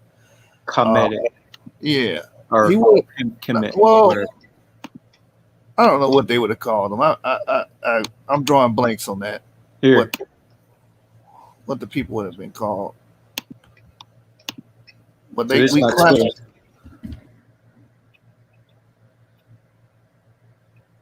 Let me scroll down to it. Hey, Ivory, I found your work. You know your work all over the internet because I found you on some kind of channel. I forgot what it was. I think I know what you're talking about. People be stealing my stuff. I get tired of that. I'll be like, dang it, I need to copyright this or something. Here it is right here. So this is like the Arabic websites that I follow, Twitter pages that I follow. Let me. Yeah, that's it. Get it all. That's him. 2020 E1B1A. What is that? The probability 99.1%. Yeah, this is testing his STR, tandem repeats, and it is definitely 91% E1B1A according to his STRs. And STRs is definitely basically just who you are. The DNA don't lie. Oof. Kevin lied. G-Con lied. Here's more of it. DNA don't lie. Let me push it. Here is Ramses III and his sons STRs. They're literally the same, and they're E1B1A. No, they're not. It's not in sub-Saharan Africa, so it can't be. Yep, this Arab man is lying. He's actually a black Hebrew Israelite. Here's another one that deals with it. But yeah, Ramses and the Screaming Man, which is his son. A very creepy image of a man looks like he's dying a very terrible death. Yeah. Probably because he did die one. It's assumed he killed his father. So, but yeah, that's his STR. And I have a lot of this on my my Twitter. This is my personal Twitter, but I do have a Hebrew of Israel Twitter, but this is my personal one. I basically follow a lot of these Arabic people because they talk about DNA. Like right here, they talk about E samples being found. I'll just push it. This is new samples we find in Arabia, Saudi Arabia, a lot of E. This is in Yemen and the Emirates, Arab Emirates, Saudi Arabia, Syria. A lot of these Arabs do confess of E being in the Middle East. And so, you know, I follow these guys. So wait a minute. You sure can it's read not Arabic? the children? You sure it's not the children of Nimrod? I don't know, brother. They might be. Here is this is one the Arabs on here. They're kind of funny the way they be talking. They say, "Woe to you from God, who threw the E dynasty into Africa. May God, I will not forgive you before God." This is the E-B16, the brother of the E-M35, with a percentage of 88%.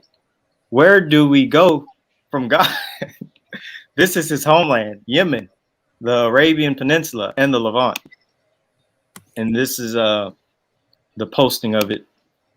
I want those Arabs. I want those guys on the show. You mean to tell me they're mad that we got that we ended up in Africa?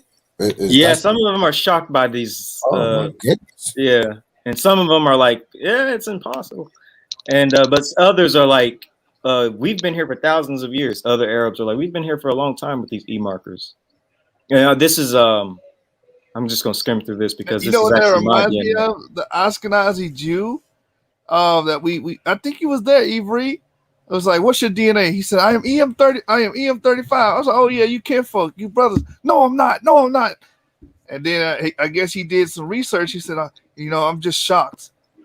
Because he was shocking. phenotyping. He was phenotyping. Yep, that's it. The skin doctrine. Here's a good source right here. It says this says Abel, but this is Ebla. Ebla sample E2 ETM010, which is the carrier of the strain E-M82, and he put crowns because this is an Arab website that talks about haplogroup. It says it turns out to be the oldest specimen in the Syrian Ebla, estimated to be between 2,700 through 2,500 BC. At this time, Ebla was under the control of the Iraqi Kish civilization, and they were the first speakers of Eastern Semitic languages, including the Akkadians and the rulers of Iraq. And he has the sample posted right here. Wait a minute. So an E haplogroup was a part of the Akkadians. Is that what you're telling me? Yes, this is early Bronze Age 3 period, 2,700 through 2,500 BCE. Didn't they were G-Con Semitic peoples, though. Didn't G-Con said that was an empire and it had nothing to do with the people? It's not Semitic peoples, though. That's not what it said. Foolish young men. Yep. And then it says right here, the Kish civilization is a time period corresponding to the early Eastern Semitic era in Mesopotamia and the Levant. Then it says right here that Ebla was part of the Kish civilization, which was a cultural entity of Semitic-speaking populations that stretched from the center of Mesopotamia and Western Levant. And then he just shows an image of a Akkadian or Assyrian with E-M123. You gotta follow these Arabs and Middle Easterners on Twitter that talk about E, because they go deep into E. This one here shows E-M2 among Berbers, as you can see.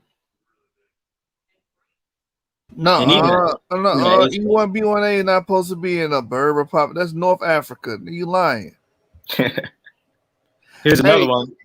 Hey, that's why I love DNA. And Egyptians and Berbers. I love DNA because I love studying DNA because all of these things that, you know, these tropes that people teach and, you know, reverberate, it really has no weight. You know what I'm saying? So when you look at the DNA, you can see these people in our group, you know, all over, you know, not being constrained to just one area. Yep. This is my DNA right here. Using GEDmatch, 20% Western Semitic DNA. And a lot of African Americans have a decent amounts of Western Semitic DNA as well. This is dealing with GEDmatch as well. I have like 18% North African. But skimming through this, trying to see if there's anything else I want to show. I'll show y'all my DNA in full on another presentation at another time. Oh, go back to that Ramesses. Go back to that Ramesses because I recognize that 23andMe. Go back. Yeah. This is both my 20. This is my 23andMe and my TrueAncestry.com. Hold on, hold on. Let me blow that thing up, man. You playing games. Right here.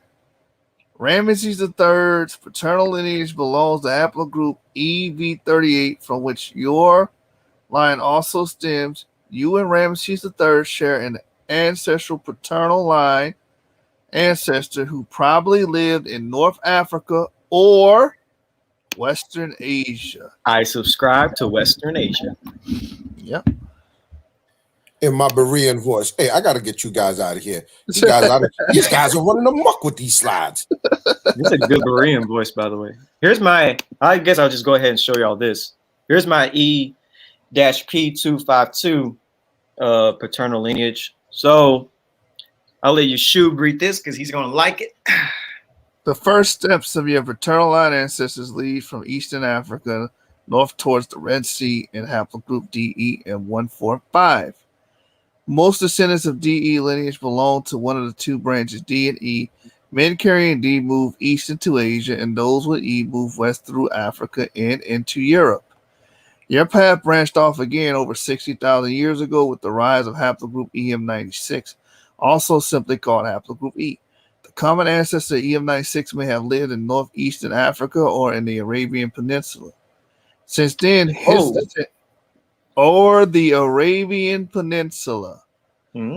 Since then, his descendants have carried it throughout the African continent into neighboring regions of Europe and the Middle East. Yep. That must be the black Hebrew Israelites must have hacked into the 23andMe, you know, and they wrote that in there. I'm convinced when they say Jews run the world, they're talking about us. Yeah, apparently we run actually. We run everything. This is dealing with my African ancestry. I guess I'll show it. I don't have to show it. I'll show y'all that on another date. I'm gonna give you 7 more minutes to rock, man, and then we gonna close out. Yeah, I'd like to get some sleep tonight. There's too much information. It's blowing my head. I gotta get rid of you guys. You guys gotta get out of here. You know what? Let me put these Israelites out of this room. These guys is running amok. Here's your Spartan EV13. Well, let's give them something to drink. Oh, that makes sense, Avery. Yep, you know what I'm thinking. That makes a lot of sense. We are the builders of civilization. Listen, people, audience, you're not phenotype. Stop phenotyping.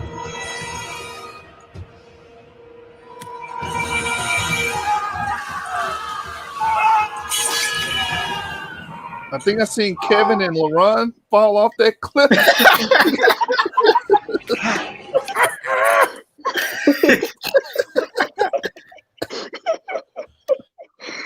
Oh man.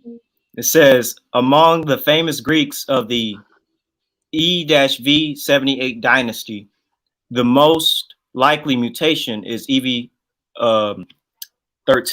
who stopped the progress of the Persians, Iranians in Greece for a period of time in a famous battle called Battle of Thermopylae. The Battle of Thermopylae and the Persians won over Greece became because of the unequal strength. This is another. That's just another website that deals with it. There's tweets under there. Well, actually, I shared that video. And this is just Egyptian stuff that I look into. Skip through there. A lot of good information though on Egypt. Hey man, just thinking, and someone said something in the comments that made me think about how you're miseducated in the church and how you miseducated in a lot of these Israelite camps. To reiterate, Egypt does not equal Ham. I think we got to stamp that in people's brain because no, you shoot. Egyptians supposed to look like this. Y'all are all Afrocentrics.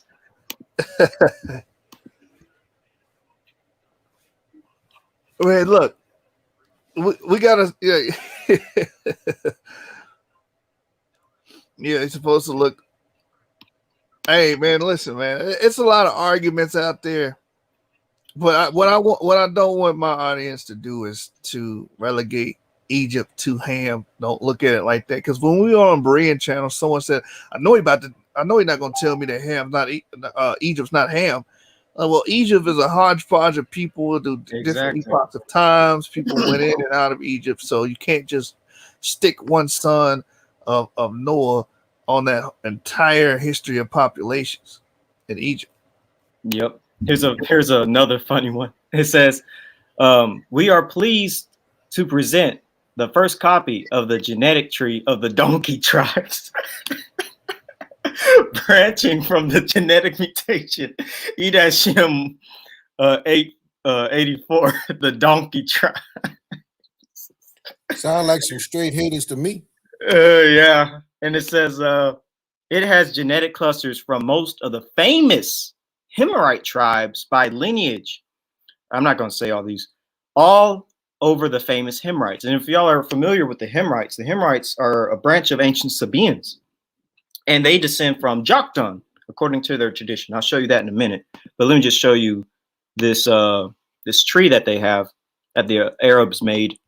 And so everything stemming from E-M 84, and these are Arabic names and stuff, like the different Himrite tribes. I don't know Arabic very well, but these are the different tribes. So just to quickly give you all some information on the Himrites, because they're saying that E-M 84 belongs to the Himrites. I was actually going to save this information for my Joktan video in the future, but I'll go ahead and lay out some interesting stuff. So let's look up Himrite. Oh, let me do that. Hey, Avery. Yes. You ate dinner already? Actually, well, earlier today I did go to Burger King, so I did eat half a burger. So I am good for now. All right. But we're gonna have to save this for tomorrow. Like, yeah, this is the last thing I'll show y'all. But yeah, here are the Himrites. They're saying that E belongs to. We did see a high constant.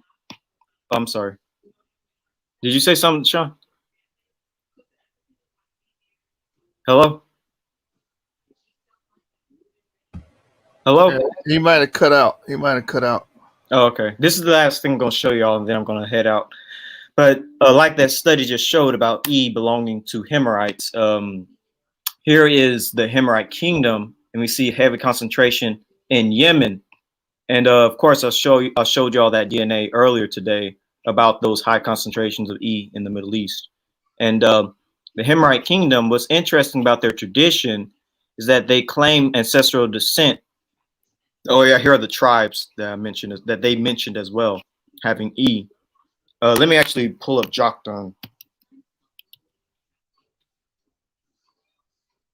Wait, Quoktan actually. And Joktan will be a son of Shem. Here are the Quoktanites.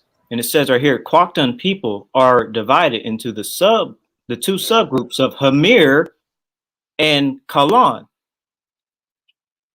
It says, let's see, trying to find the good information on Hamir.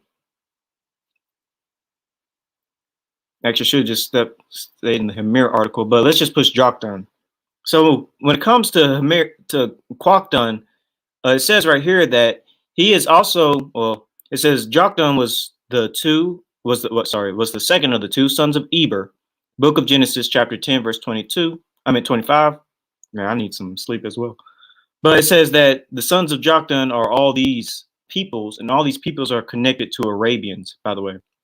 It says he is also identified with Quoktan, the ancestral figure of Quoktanites in traditional Arab genealogy.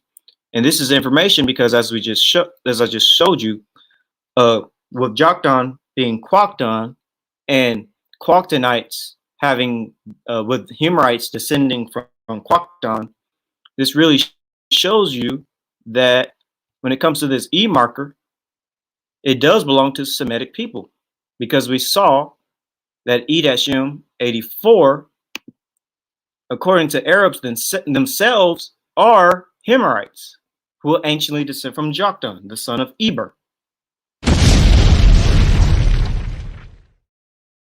There's different Arabs talking about this that the guy posted. This one says, "May God bless you and direct your steps for everything that is beneficial." Like some of them are glad to have this E marker.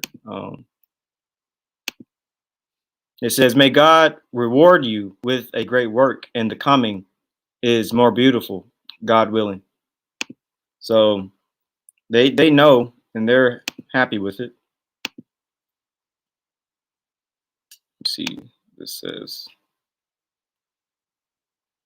this guy and the king and the kings of the donkeys. I can't read this. This is funny. Oh, it's crazy. That's crazy. Oh, man, gotta love Arabs, bro. Oh man, but I'll stop right there. That goes to that source you brought out on Berean's channel about there's a difference of being linguistically Arab and genetically Arab. So the ones with the J markers, they're only linguistically Arab. They only speak the Arabic tongue, but those the Joktanites that you just showed would actually be genetically Arabs.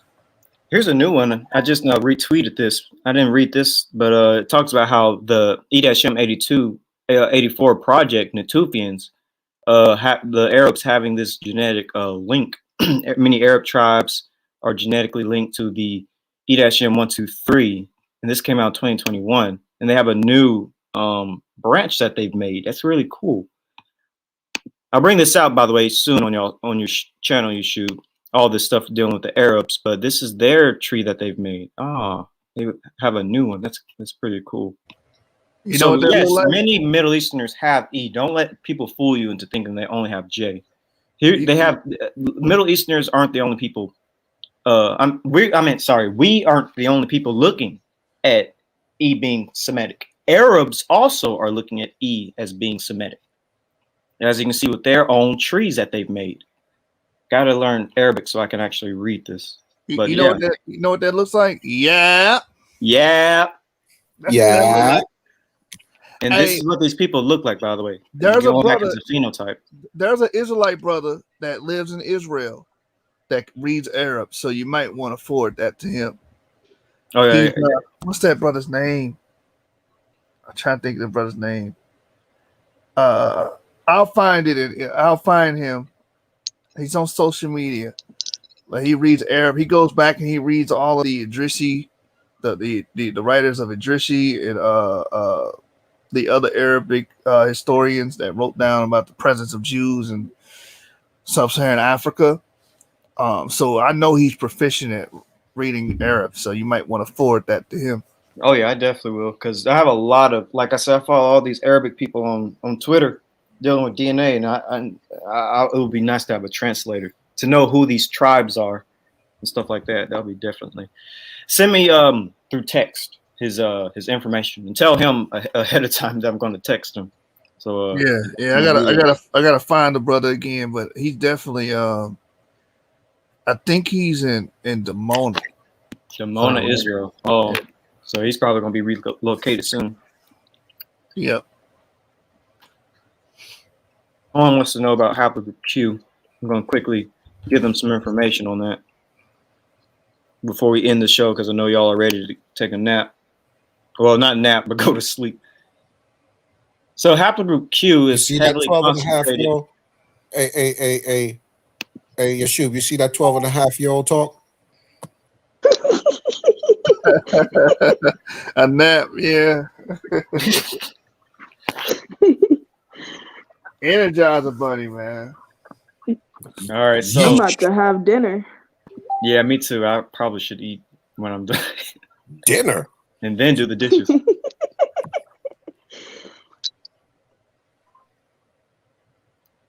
And so basically, to quickly answer your question, haplogroup Q belongs to Central Asian and Native American and Eskimo peoples. That's the quickest way to do it, to say it. And I guess I can quickly just read a quick article. Q-M242 is the predominant Y-DNA haplogroup among Native Americans and several peoples of Central Asia, Northern Siberia. It is also prominent in the. It is also the prominent Y-DNA of the Aka tribe in northern Thailand and the Dayak people in Indonesia. That's new to me, by the way. I did not know Southeast Asians had Q like that. But yeah, it's basically seen mostly among Central Asian, Siberian, and Native American peoples. That's the quick answer, because y'all are ready to go to sleep. Man, you know, hopefully those people are related to Jay. You know, because they all go back to F. So all these people will be Japheth, all of them. You know, so. Yep. All right, that's enough right there. And Q, of course, would descend from P1, and Q is actually related to R, which is seen in most Europeans. So Native Americans are actually the brothers of Europeans with the R marker. It's very interesting. Right. So when Columbus came over, Hernan Cortez and all those guys were destroying Native Indians. They were killing their brothers. Yes, basically. Yep. Giving smallpox to their brothers. Ain't that about something? Mm-hmm. And they thought they were so different because of how they looked. Goes back to phenotype. Because of how they looked, they thought they were so different from Native Americans when genetically they're brothers. They're related. Yeah. They're actually more related to Native Americans than they are to haplogroup people. They're more related to Native Americans than they are to people with haplogroup I who looks more like them. That is true. That is true. All right, y'all. We gonna shut it down. You know what I'm saying? Yeah. Yeah. Yeah.